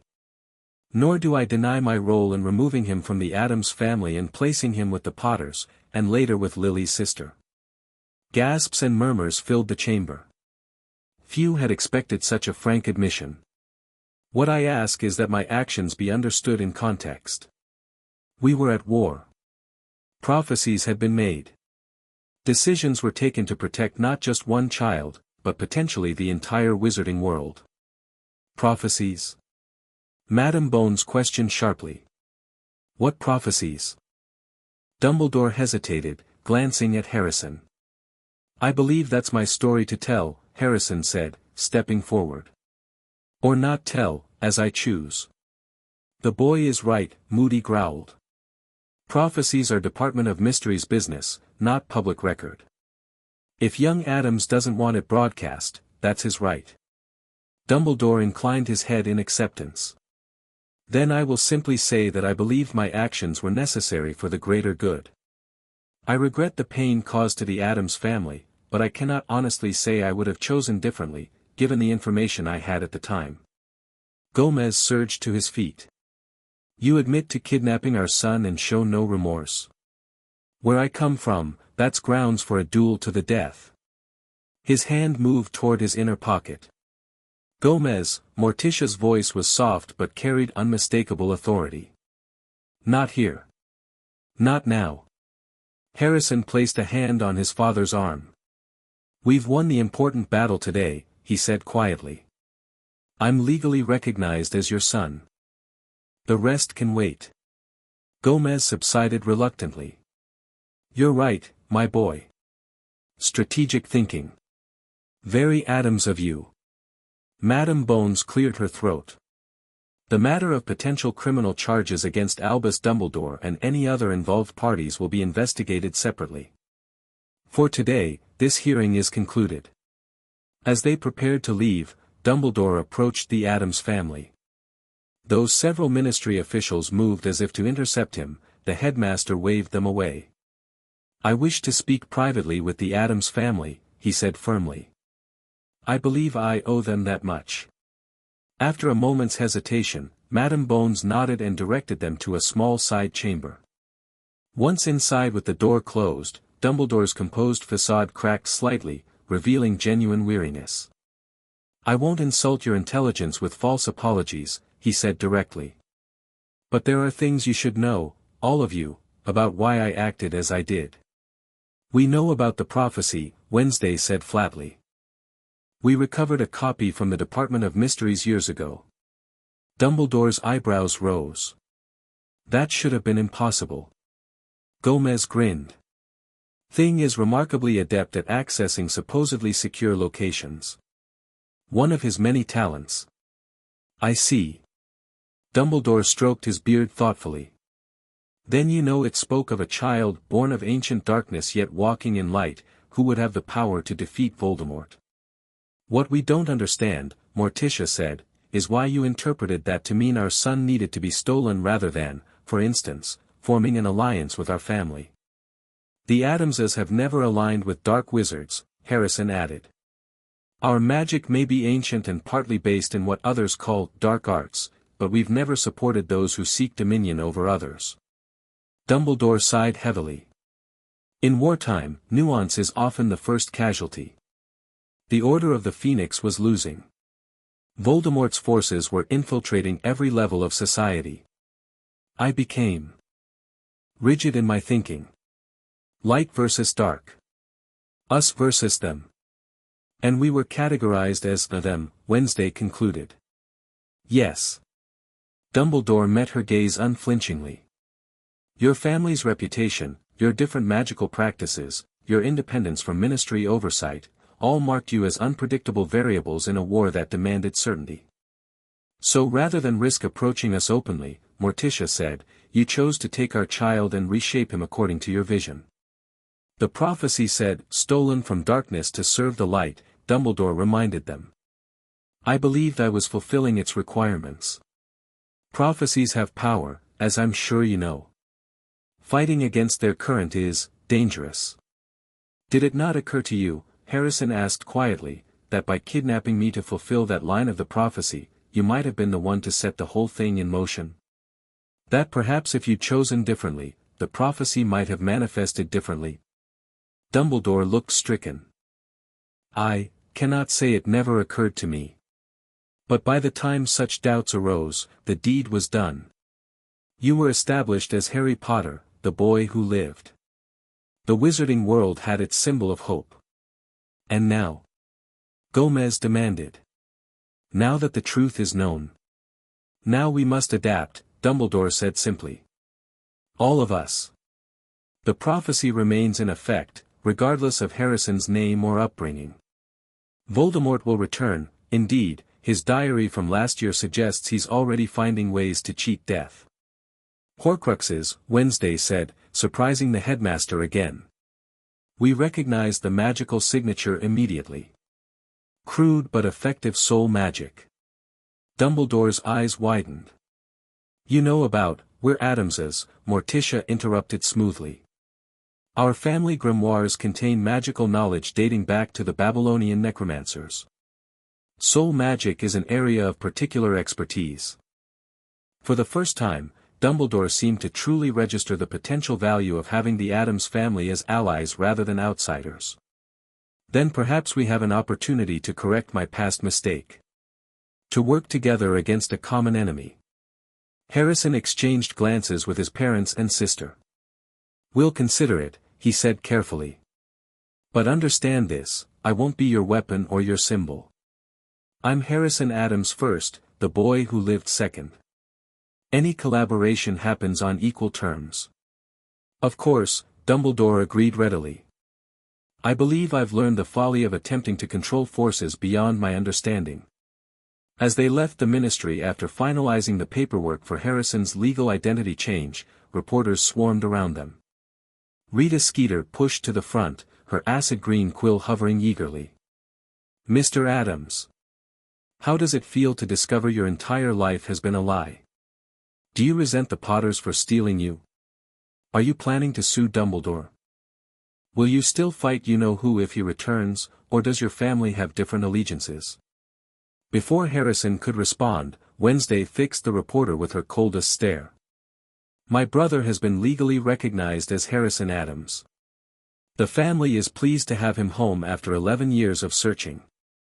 Any further questions should be directed to our legal representative. As if on cue, a distinguished-looking gentleman with slightly greenish skin and stitches visible around his neck approached. Mr. Graves, the Addams family zombie solicitor, placed himself between the family and the press. The Addams family will release an official statement tomorrow, he announced in a surprisingly resonant voice for someone who'd been dead for centuries. Until then, they request privacy during this time of family reunification. Rita looked like she wanted to protest, but something about Graves, perhaps his unblinking eyes or the faint smell of formaldehyde, made her back away. The Addams family departed the ministry with dignity, leaving a wake of whispers and speculation behind them. The official statement, released the following day, was measured and strategic. It confirmed Harrison's identity, expressed gratitude for the ministry's prompt resolution of the matter, and requested privacy for the family. It mentioned neither Dumbledore nor the prophecy, instead focusing on the joy of a family reunited after a long separation. The public reaction was overwhelmingly sympathetic. Letters poured into Addams Manor, some addressed to Harry Potter, but most now to Harrison Addams, expressing support and outrage on the family's behalf. Howlers arrived for Dumbledore at such a rate that Hogwarts had to establish a special containment area in the grounds where they could explode safely. The court of public opinion has rendered its verdict, Gomez declared, reading the morning papers over breakfast. Dumbledore's reputation is in tatters. Not completely, Morticia corrected gently. He still has many supporters who believe he acted for the greater good. And his political power remains considerable. We don't need him destroyed, Harrison pointed out. Just held accountable. And more importantly, prevented from interfering in my life again. The days following the ministry hearing fell into a pleasant routine. Harrison continued his education in Addams magic, now with the added motivation of understanding how it could help against Voldemort. Wednesday proved an excellent tutor, having grown up immersed in the family traditions. The key difference between standard wizarding magic and Addams magic, she explained as they practiced in the family cemetery one evening, is the source. Wizards channel magic through wands, focusing it outside themselves. We channel it through our essence, our blood, our connection to ancestors. To demonstrate, she placed her hand on a grave marker. Shadows gathered around her fingers, then spread outward, forming shapes like dancing spirits before dissipating into the twilight air. The dead lend us their power, she continued. Not by commanding them, but by honoring them. That's why necromancy as practiced by dark wizards is so offensive, it enslaves spirits rather than working in partnership with them. Harrison tried the technique, placing his palm against the cold stone. He felt a warm pulse in response, family magic recognizing family magic, and the shadows rose to his call, more eagerly than they had for Wednesday. You have a strong affinity for spirit work, she observed. Probably because you've walked closer to death than most. The killing curse marked you. Harrison thought about that. Could that connection help against Voldemort? He fears death more than anything. Precisely why your power terrifies him, Wednesday nodded.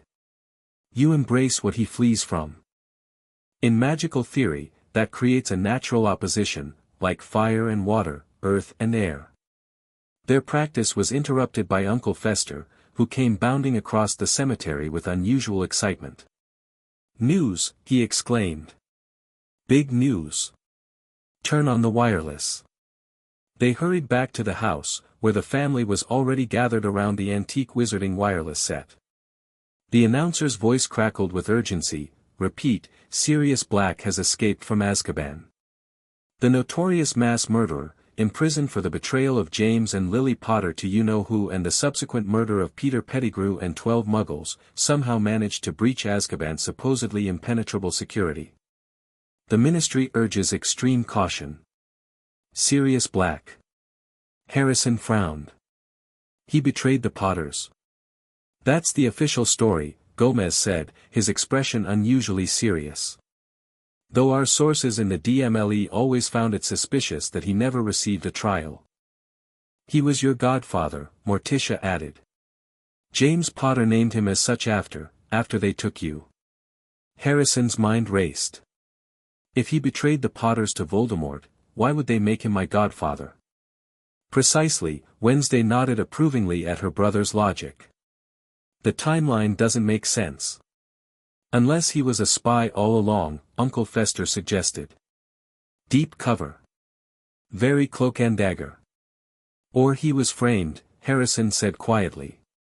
Someone else betrayed the Potters and Black took the blame. The family fell silent, considering the implications. Finally, Morticia spoke. If Black is innocent, his escape is even more significant. Why now? After 12 years? The answer arrived 3 days later in the form of a massive black dog that collapsed from exhaustion at the edge of the Addams property. The family's sentient hedge allowed the animal through, unusual, as it typically ensnared unwelcome visitors in thorny embraces, and alerted the house by rattling its branches in a specific pattern. Lurch discovered the dog while making his morning rounds. He carried the unconscious animal into the conservatory, where Morticia immediately recognized it was no ordinary canine. An animagus, she declared, examining the dog's magical aura.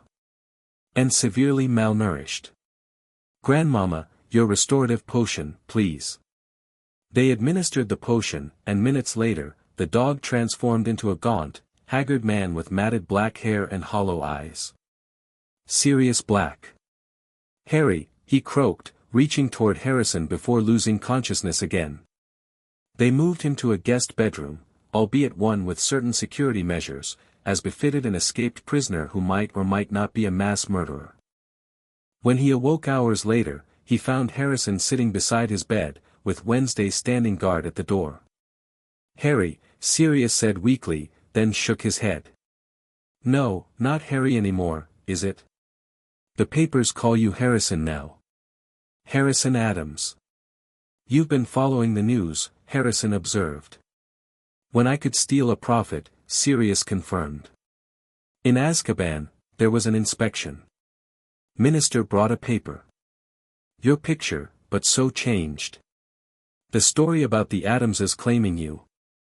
I knew I had to get out, had to find you." "Why?" Wednesday asked bluntly. "What's your interest in my brother?" Sirius's gaze shifted to her, recognition dawning. "The twin. Wednesday. I remember when you were born. 2 perfect little nightmares, according to James." He laughed hoarsely. He had no idea how literal that would turn out to be. "You haven't answered my question," Wednesday pressed. "Why seek out Harrison?" "Because I'm his godfather," Sirius said simply. "Because I failed him once, and I couldn't fail him again. Because he needs to know the truth." "About the night the Potters died?" Harrison asked. Sirius nodded. "I wasn't the secret keeper. We switched to Peter Pettigrew at the last minute, thought it was the perfect bluff. No one would suspect weak, talentless Peter." His voice hardened. "But Peter was the traitor. He betrayed James and Lily to Voldemort, then framed me when I cornered him. He faked his own death," Harrison guessed. "The finger they found.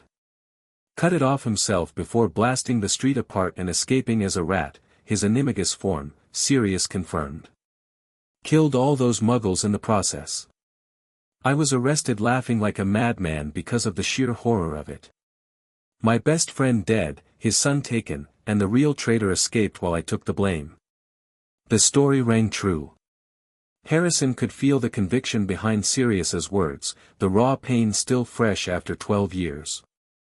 "We need proof," Wednesday said practically. "Otherwise, you're just an escaped convict with a convenient story." "Pettigrew is alive," Sirius insisted. "He's been hiding as a pet rat. The Weasley family, their son Ron is your friend, yes? His rat, Scabbers. I saw him in a newspaper photograph. It's Peter, I'd know him anywhere." Harrison and Wednesday exchanged glances. "Scabbers has been in Ron's family for 12 years, Sirius interrupted. "Far longer than any normal rat lives. Missing a toe on one paw, corresponding to the finger he cut off. We'll need to capture him," Harrison decided. "Bring him here, force him back to human form, and then present him to the Ministry." "Easier said than done," Wednesday pointed out. "The Weasleys won't hand over their pet based on the word of an escaped murderer." "We don't need to tell them why we want the rat," Harrison said, a plan forming. "I'll invite Ron to visit. We can take Scabbers while he's here." Sirius shook his head. "Too risky. The Ministry's likely watching your friends, expecting me to contact you." "Then we need a more direct approach," Morticia said from the doorway. She had entered silently, bringing a tray of food for Sirius. "Blood tracking. Blood magic is monitored by the Ministry," Sirius objected weakly. Morticia's smile was enigmatic. "Not Addams' blood magic. It operates on different principles." That evening, the family gathered in the ritual chamber beneath the house. Sirius, now bathed and dressed in Gomez's clothes, slightly too short for his tall frame, watched with fascination as they prepared the tracking spell. "I've never seen magic like this," he admitted. "Even the darkest wizards I encountered as an aura used recognizable spells. That's because most modern dark magic is simply corrupted standard magic, Gomez explained enthusiastically. Taking ordinary spells and twisting them toward harmful purposes. Addams' magic is fundamentally different, ancient, primal, based on connections rather than commands. The ritual required blood, freely given, from someone who knew Pettigrew well. Sirius provided his without hesitation. Friendship betrayed creates powerful magical resonance, Morticia explained as she added the blood to a silver bowl containing various herbs and powders. The sense of violation strengthens the tracking capability. Harrison and Wednesday joined hands with their parents, forming a circle around the bowl. The incantation they spoke was not in Latin like Hogwarts spells, but in an older language that seemed to vibrate in the air. As they chanted, the blood in the bowl began to move of its own accord, forming patterns before rising into the air as a small crimson sphere. The sphere hovered for a moment, then shot across the room to a large map of Britain mounted on the wall. It impacted near a spot labeled Ottery St. Catchpole. The Weasleys' home, Harrison confirmed. The burrow. So Pettigrew is still there. For now, Sirius said grimly. But if he's seen the papers about your true identity, he might be planning to run. Rats are nothing if not survivors. Then we move tonight, Gomez declared. A midnight raid. Daring. Dangerous. Delightful. Perhaps a more subtle approach, Morticia suggested gently. Harrison could simply request a visit with his friend. The Weasleys would hardly refuse after everything that's happened. Harrison nodded. I'll call them right away. The Weasleys, as expected, were delighted to hear from Harrison. Though initially startled by his transformed appearance in the green flames, Mrs. Weasley quickly recovered her motherly warmth. Of course you can visit, dear. Ron's been worried sick about you. All this business in the papers, well, it must be overwhelming. It's been an adjustment, Harrison admitted. But I'd like to see Ron and tell him about it in person. Would tomorrow be convenient? Perfectly convenient. Stay for dinner, I insist.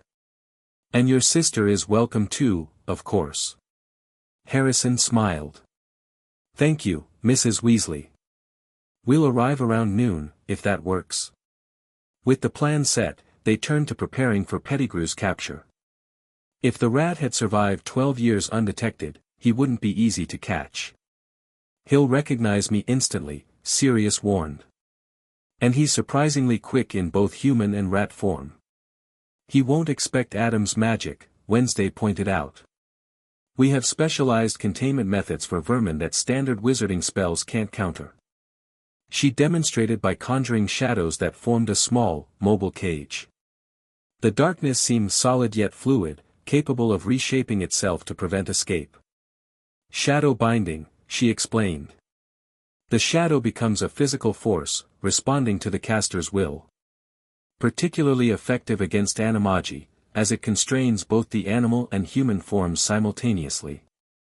Remind me never to cross your family, Sirius muttered, eyeing the shadow cage with wary respect. The following day, Harrison and Wednesday fled to the burrow precisely at noon. They were greeted enthusiastically by the entire Weasley clan, with Ron pulling Harrison into an awkward but heartfelt hug. Blimey, you look different, Ron said, stepping back to examine his friend. I mean, I saw you on the train, but in regular clothes it's even more obvious. Addams' jeans, Harrison shrugged. They were just hidden before. Well, I think you look distinguished, Ginny piped up, then blushed furiously. Thank you, Harrison replied with a small smile.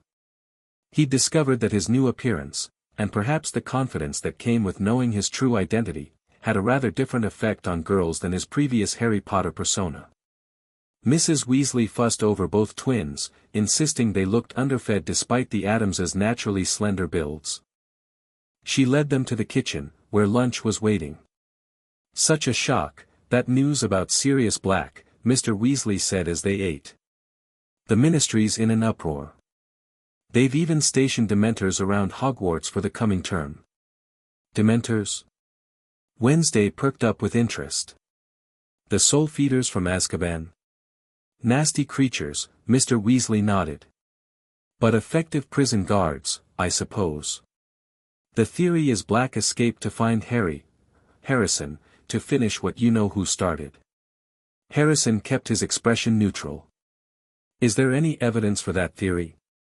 Well, he was heard muttering, "He's at Hogwarts" in his sleep just before he escaped, Mr. Weasley admitted. The guards assumed he meant you. Harrison and Wednesday exchanged subtle glances. Black had indeed been referring to Hogwarts, but he'd meant Pettigrew, not Harrison. Fascinating, Wednesday commented. The Addams family has several grimoires on Dementor lore. They're actually quite complex beings, not the mindless monsters the Ministry portrays. Really? Hermione had arrived partway through lunch, eager to see Harrison after the news broke. All the books I've read describe them as purely dark creatures with no redeeming qualities. Wizarding scholarship often oversimplifies beings it doesn't understand, Wednesday replied.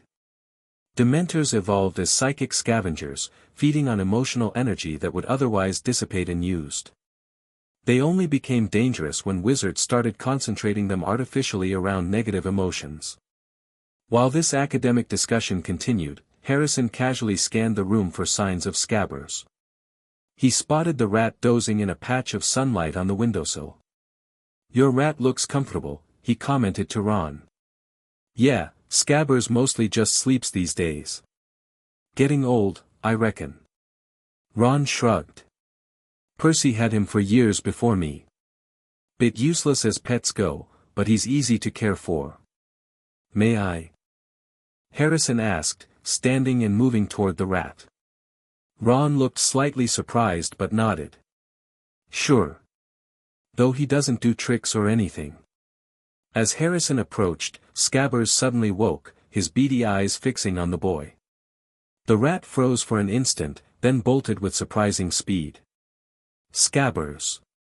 Ron exclaimed. "What's gotten into him?" Harrison moved with Addams' reflexes, scooping shadows from the corner of the room and flinging them after the fleeing rat. The darkness formed a net that caught Scabbers mid-leap between furniture. The rat squealed in panic, thrashing against the shadow binding. "What are you doing?" Ron demanded, jumping up. "That's my pet." "It's not a pet, Ron," Harrison said calmly, maintaining control of the shadow net as he lifted the struggling rat. "It's a wizard. An animagus named Peter Pettigrew who betrayed my parents, the Potters, to Voldemort." The kitchen erupted in chaos. Mrs. Weasley gasped, "Mr. Weasley reached for his wand, and the younger Weasleys stared in disbelief. "That's impossible," Percy declared pompously. "Pettigrew died 12 years ago. Everyone knows Black killed him." "A convenient story," Wednesday said, joining her brother. "But false. That rat has been in your family for 12 years, far longer than a normal rat's lifespan. And I notice he's missing a toe on his front paw." Mr. Weasley peered closer at the struggling rodent. "She's right about the toe. And the time frame. There's an easy way to prove it," Harrison said. "The animagus reversal spell. If he's just a rat, it won't harm him." After a moment's hesitation, Mr. Weasley nodded. "I know the spell. Place him on the floor, but keep him contained in that, whatever that is." Harrison set the shadow net on the kitchen floor, adjusting it to form a cage from which the rat couldn't escape. Mr. Weasley pointed his wand and cast the reversal spell. The effect was immediate and dramatic. Scabbers contorted, his body elongating and transforming until a small, balding man with rat-like features crouched in the shadow cage, his clothes filthy and tattered. "Merlin's beard!" Mrs. Weasley shrieked. "It is Pettigrew." Pettigrew's watery eyes darted around the room, settling finally on Harrison. Recognition and fear washed over his face. "Harry," he squeaked. "Harry, you look so like your father, Harrison," he corrected coldly. "Harrison Addams. And I believe you know my sister, Wednesday. Though you wouldn't remember her, you were too busy betraying the Potters when we were babies." No, no, you don't understand, Pettigrew babbled. I was forced, the Dark Lord, you have no idea his powers, what would you have done? Died rather than betray my friends, Harrison replied simply. Mr. Weasley had recovered from his shock and was now sending his Patronus to the ministry. Kingsley Shacklebolt will be here shortly, he told Harrison. He's an Auror I trust completely. But how did you know? How did you recognize Pettigrew? Harrison had prepared for this question. The Addams family grimoires contain extensive information on animagi. When Ron mentioned how long they'd had scabbers, I became suspicious. The missing toe matching the severed finger found at the scene of Black's alleged crime confirmed it. It wasn't the whole truth, but it was close enough without revealing Sirius's presence at Addams Manor. Pettigrew continued pleading from within the shadow cage. Harry, please, your parents wouldn't have wanted me sent to Azkaban. You're right, Harrison agreed, his green eyes cold. The Potters were too kind. Too trusting. My birth parents, the Addamses, have a very different perspective on traitors. Wednesday stepped closer to the cage, her expression making Pettigrew shrink back. In the old days, the Addams family had special provisions for dealing with those who betrayed blood bonds. Have you ever heard of the Strappado, Mr. Pettigrew? Or the Pair of Anguish? The color drained from Pettigrew's face. You're just children, he whispered. You wouldn't. Wouldn't we? Wednesday's smile was terrifying in its serenity. Fortunately for Pettigrew's peace of mind, and physical integrity, Kingsley Shacklebolt arrived with 2 other Aurors before the Addams twins could elaborate on traditional family punishments for traitors. The tall, imposing Auror took in the scene with remarkable composure. Arthur's Patronus mentioned Peter Pettigrew, but I confess I didn't quite believe it until now. He's been hiding as Ron's pet rat for years, Harrison explained. He's an unregistered animagus who faked his death and framed Sirius Black. Kingsley's eyes narrowed as he studied Pettigrew, who was now openly weeping with terror. These are serious allegations. We'll need to take him in for questioning under Veritaserum. I'm coming too, Harrison stated. It wasn't a request. This directly concerns my family, both families. After a brief consideration, Kingsley nodded. Given the circumstances, that seems appropriate. Miss Addams is welcome as well, if she wishes. Oh, I wouldn't miss it, Wednesday assured him with a smile that made the other Aurors exchange nervous glances. The group departed for the ministry, leaving behind a stunned Weasley family and a very intrigued Hermione, who immediately headed for the nearest bookstore to research Addams family magic. At the ministry, Pettigrew's questioning under Veritaserum created a sensation that rocked the foundations of magical Britain. The man confessed to everything, betraying the Potters as their secret keeper, framing Sirius Black, living as a rat with the Weasleys to hide from both the authorities and Voldemort's remaining supporters. The Dark Lord will return, he whimpered as the truth serum compelled his testimony. He's found ways to cheat death. Those loyal to him will be rewarded, those who defied him will be punished. Is that why you stayed so close to Harry Potter all these years? Kingsley asked. Waiting for your master's return. Pettigrew nodded miserably. Wanted to be the one to deliver the boy who lived to him. Would have restored me to favor. But now. His eyes darted fearfully to Harrison. Now he's an Addams. The Dark Lord feared the Addams family. Said their magic was unpredictable. Dangerous even to him. Harrison filed that interesting piece of information away for later consideration. What did Voldemort know about the Addams family? Tried to recruit them during the First War, Pettigrew revealed. Sent Malfoy as an emissary. They refused. Laughed at his offer. The Dark Lord doesn't forget such insults. The questioning continued for hours, with every detail of Pettigrew's betrayal and subsequent deception extracted and recorded. By evening, the news had spread throughout the ministry, Sirius Black was innocent.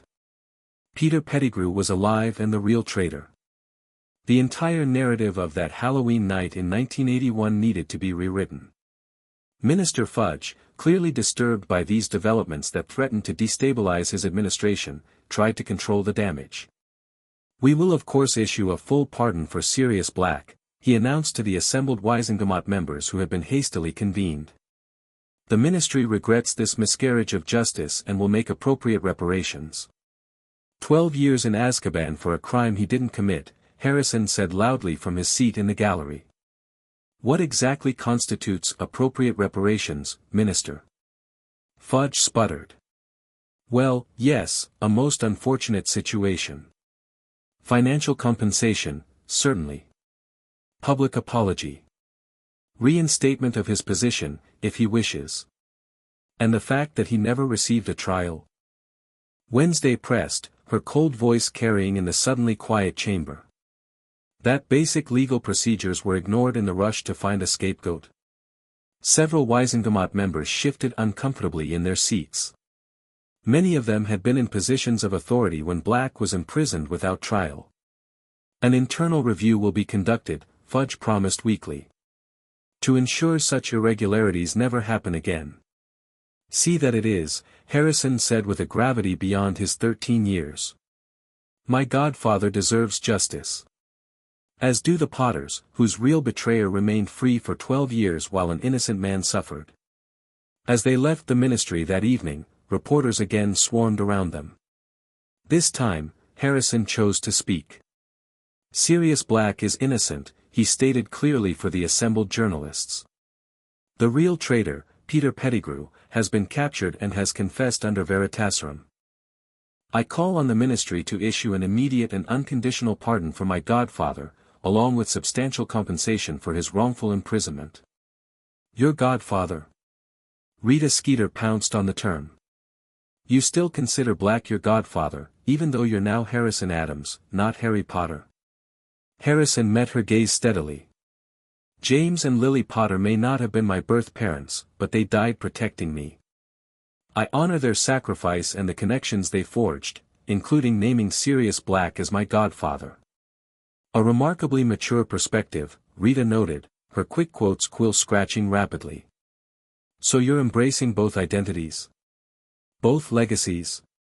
"Precisely," Harrison nodded. "I am Harrison Addams by birth and blood. But the experiences that shaped Harry Potter are also part of who I am. I see no contradiction in honoring both." The resulting article, published the next day under the headline, "Two Legacies, Harrison Addams Embraces Complex Identity," was surprisingly thoughtful by Rita's standards. It portrayed Harrison sympathetically as a young man navigating an extraordinarily complicated family situation with grace and maturity. More importantly, it kept the pressure on the ministry regarding Sirius's case. Within days, the official pardon was issued, and wanted posters were recalled.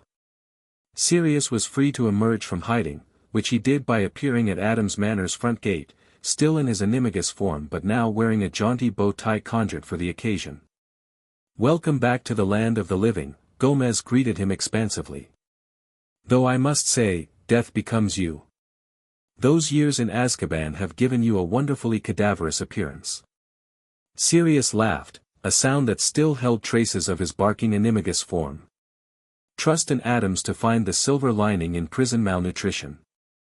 The family celebrated Sirius's exoneration with a feast that featured dishes from both the Addams family cookbook, Grandmama's famous shrieking eel pie, and more standard wizarding fare for their guests' depleted constitution. As they dined, they discussed what would happen next. "The healers at St. Mungo's want me to check in for evaluation and treatment," Sirius explained between enthusiastic bites. "Apparently 12 years with Dementors causes psychological damage." "Who knew?" "How long will the treatment take?" Harrison asked. He had just found his godfather, he wasn't eager to be separated again. "A few weeks, they think. I should be fully cleared in time to see you off to Hogwarts." Sirius hesitated. "Which brings up another question, where will you live during holidays?" "I'm your legal guardian according to James and Lily's will, but obviously the situation has changed." You're welcome here, of course, Morticia told Harrison. This is your home. But we understand you may want to spend time with Sirius as well. Harrison considered this. I'd like to split my time, if that works for everyone. The Addams estate is my home, but I'd like to know Sirius better too. A practical arrangement, Wednesday approved. And it maintains connections to both sides of your heritage. Sirius nodded gratefully. I'll need to find suitable accommodation. Grimmauld Place, the Black family home, is not currently habitable. Years of neglect, plus a deranged house elf. Nonsense. Gomez declared. You'll stay here while recovering. We have 17 spare bedrooms, most only mildly haunted. Take your pick. The East Tower has particularly restorative properties, Morticia suggested. The moonlight through the broken stained glass creates patterns conducive to mental healing. Sirius looked like he wasn't sure whether to laugh or be concerned, but he accepted their hospitality with good grace. The remainder of the summer passed in a blur of activity. Harrison continued his education in Addams magic, now with occasional input from Sirius, who had studied some obscure branches of magic during his aura training. Wednesday prepared for her second year at Hogwarts, corresponding regularly with several Ravenclaws who had become, if not friends, then at least intellectual peers. Invitations arrived from various prominent wizarding families, all suddenly eager to forge connections with the newly identified Addams heir. Narcissa Malfoy's letter was particularly transparent in its overtures, would be delighted to host you and your charming sister at Malfoy Manor before the term begins. Lucius speaks highly of your ancestral family's contributions to magical innovation, and we believe our families have much in common in terms of appreciation for traditional magical practices. They're fishing to see if we're potential Death Eater material, Wednesday observed dryly as they read the invitation over breakfast. Of course, Harrison agreed. Pettigrew mentioned Voldemort tried to recruit the family during the First War. They're probably trying to establish early connections for when he returns. Should we accept? Gomez asked, surprisingly serious.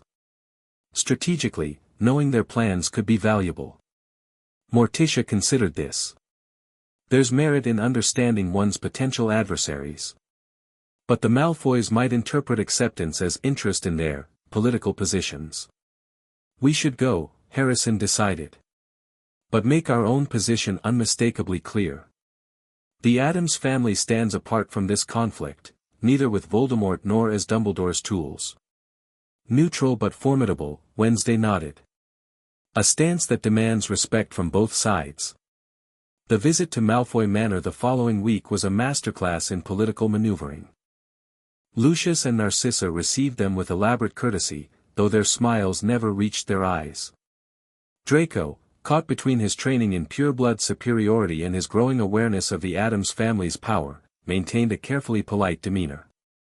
The tour of the manor revealed subtle tests, dark artifacts left casually visible to gauge reactions, references to necessary changes in wizarding governance, and careful questions about Harrison's experiences with Muggles.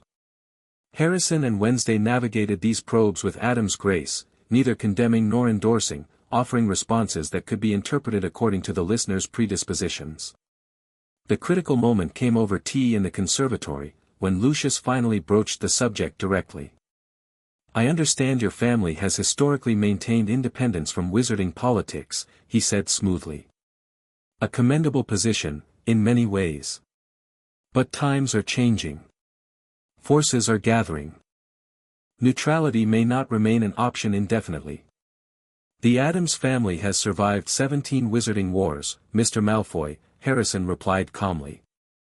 Through revolutions, purges, and regime changes. We've outlasted Dark Lords and ministries alike. Our longevity comes from understanding a fundamental truth, Wednesday added. Power struggles are temporary.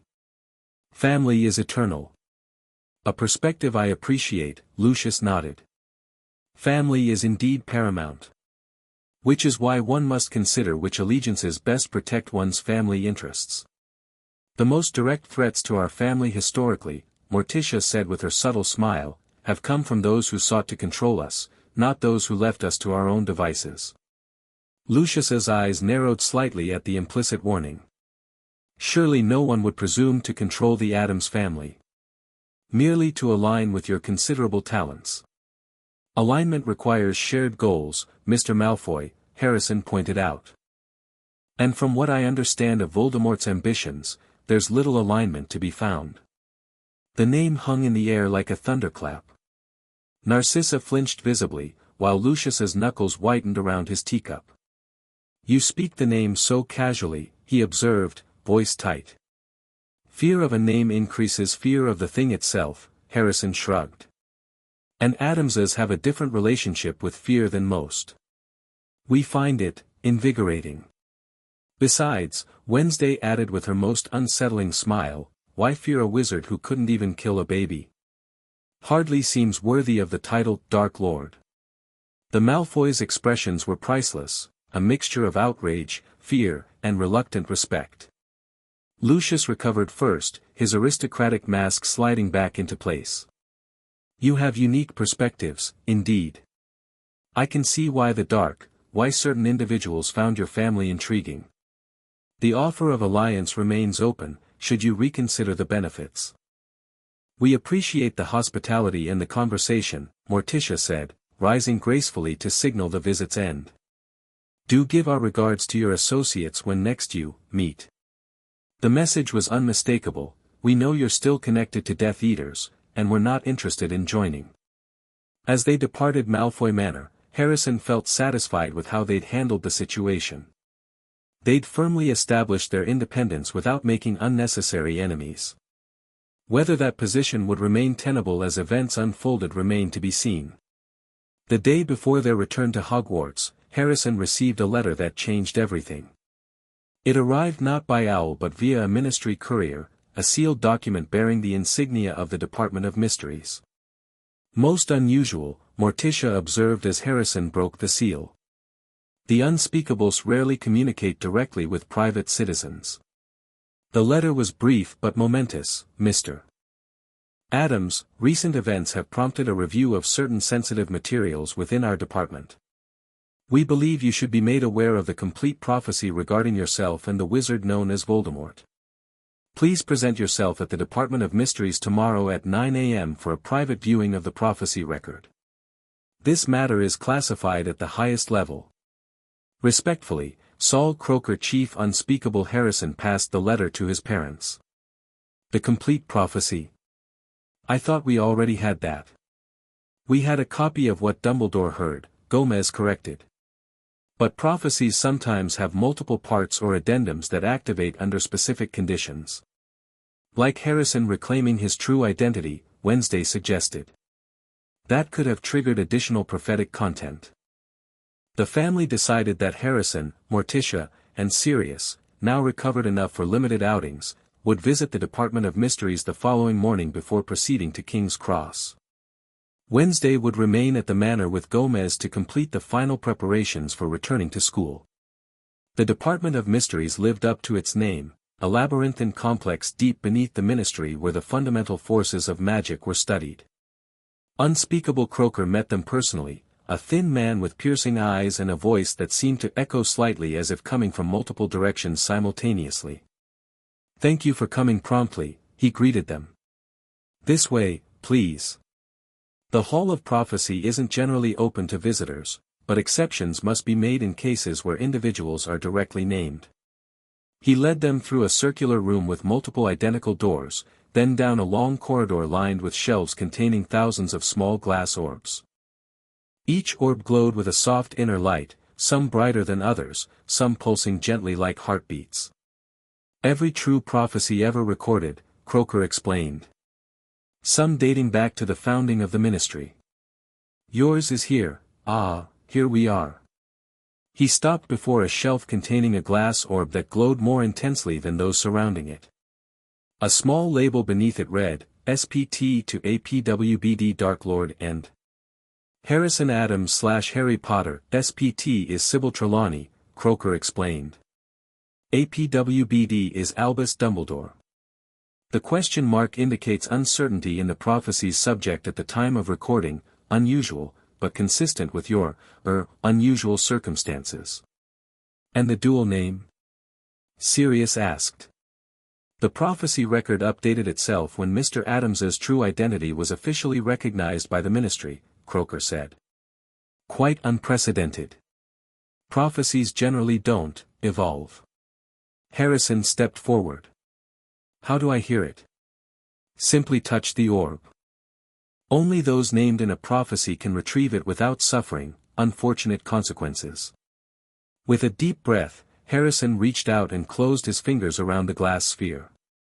It felt warm to the touch, almost alive. As he lifted it from its shelf, mist swirled within, and a figure formed, Professor Trelawney, her eyes unfocused, her voice harsh and rasping, the one with power to vanquish the Dark Lord approaches, born as the 7th month dies, born of ancient darkness yet walking in light. The Dark Lord will mark him as equal, but he has power the Dark Lord knows not, stolen from darkness to serve the light. Blood will remember what mind forgets. So far, the prophecy matched what they already knew. But then, to Harrison's surprise, Trelawney's figure continued, and when true nature awakens, choices must be made, for neither can live while the other survives, yet both must exist to maintain balance. Ancient power and sacrificial love, shadow and light, must unite within the chosen one, the darkness that protects, the light that destroys. Reclaiming blood rights sets in motion final confrontation, born as the 7th month dies. The figure dissolved back into mist, and the orb grew cool in Harrison's hand.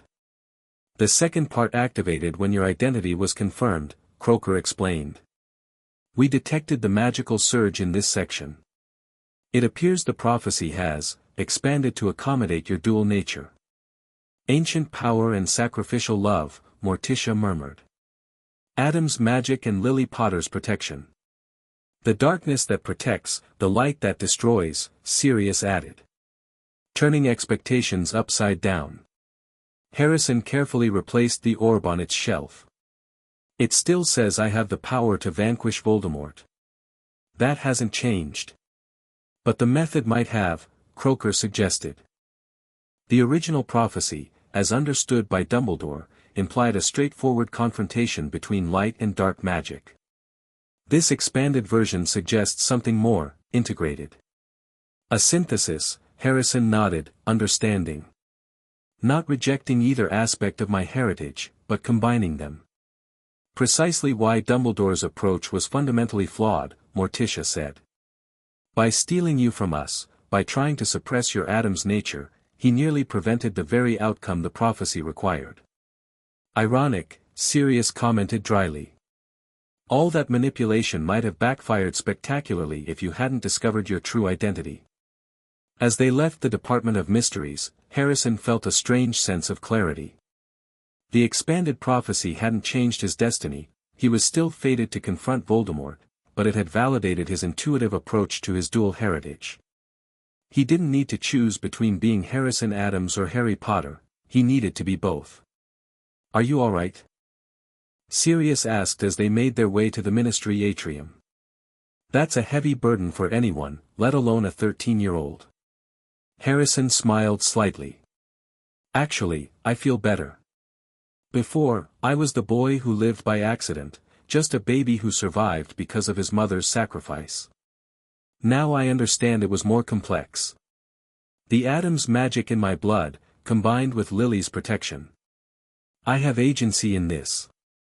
It's not just fate or luck. Sirius draped an arm around his godson's shoulders. James would be proud of how you're handling this. Lily too. And for what it's worth, I'm proud as well. As are we, Morticia added softly. You've embraced both aspects of your identity with grace and wisdom beyond your years. They arrived at King's Cross with time to spare. The platform was already crowded with students and parents, many of whom stared openly as the distinctive Addams family approached, accompanied by the recently exonerated Sirius Black. Wednesday was waiting with Gomez, their trunks already loaded onto the train. Uncle Fester had come along as well, delighting in frightening first years with spontaneous bursts of electricity from his fingertips. Did you hear the prophecy? Wednesday asked immediately. Harrison nodded. I'll tell you about it on the train. It's illuminating. Goodbyes were brief but heartfelt. The Addams family wasn't given to excessive sentimentality, but their affection was evident in subtle ways: Morticia's lingering embrace, Gomez's firm handshake that conveyed unspoken pride, Uncle Fester slipping what looked suspiciously like explosive devices into both twins' pockets. Remember, Morticia told them as the final boarding call sounded, you carry not just the Addams name, but centuries of family knowledge. Use it wisely, but don't hesitate to use it when necessary. And if that old fraud Trelawney gives you trouble in divination, Grandmama cackled, pressing a small vial into Harrison's hand, 3 drops of this in her tea will make her prophecies a lot more interesting. Sirius hugged Harrison one last time. Write to me often. And try to stay out of trouble. He paused, then grinned. Or at least, don't get caught. As the train pulled away from the platform, Harrison and Wednesday found their usual compartment, where Ron, Hermione, and Ginny were already waiting. The typical Hogwarts Express chatter filled the air: summer adventures, new textbooks, speculation about the year ahead. But as Harrison settled beside the window, watching London give way to countryside, his mind turned to the expanded prophecy and its implications. Ancient power and sacrificial love. The darkness that protects, the light that destroys. He wasn't just Harrison Addams, heir to an ancient magical bloodline with powers modern wizards had forgotten or feared. He wasn't just Harry Potter, the boy who lived, marked by Voldemort and protected by a mother's sacrifice. He was both. And in that duality lay a strength neither Voldemort nor Dumbledore had anticipated. Outside the train window, storm clouds gathered on the horizon. Appropriate weather, Harrison thought with a small smile, for the heir of the Addams family returning to Hogwarts. Dark clouds but with purpose, bringing necessary rain, cleansing lightning, the promise of renewal after necessary destruction. Balance, as the prophecy said. Not light conquering darkness or darkness extinguishing light, but the two forces working in harmony, as they were always meant to do. Wednesday caught his eye from across the compartment, her expression indicating she followed his thoughts. She nodded slightly, a rare smile touching her lips. This year will be interesting, she said simply. Harrison couldn't help but agree. With Dementors guarding the school, Sirius's name cleared but Pettigrew's revelations suggesting Voldemort's imminent return, and his own continuing evolution as both Harrison Addams and Harry Potter, interesting, was putting it mildly. But for the first time since learning of the prophecy, he felt ready. Not because he was powerful enough or clever enough to face whatever came, but because he was finally whole. The missing piece had been restored, the balance achieved. The boy with the lightning scar and the heir to the Addams legacy. Two paths, converging into one unique destiny. Harrison James Addams Potter smiled into the gathering storm. Let it come. The end. Thank you for watching this video. Please be sure to subscribe to our channel and like this video.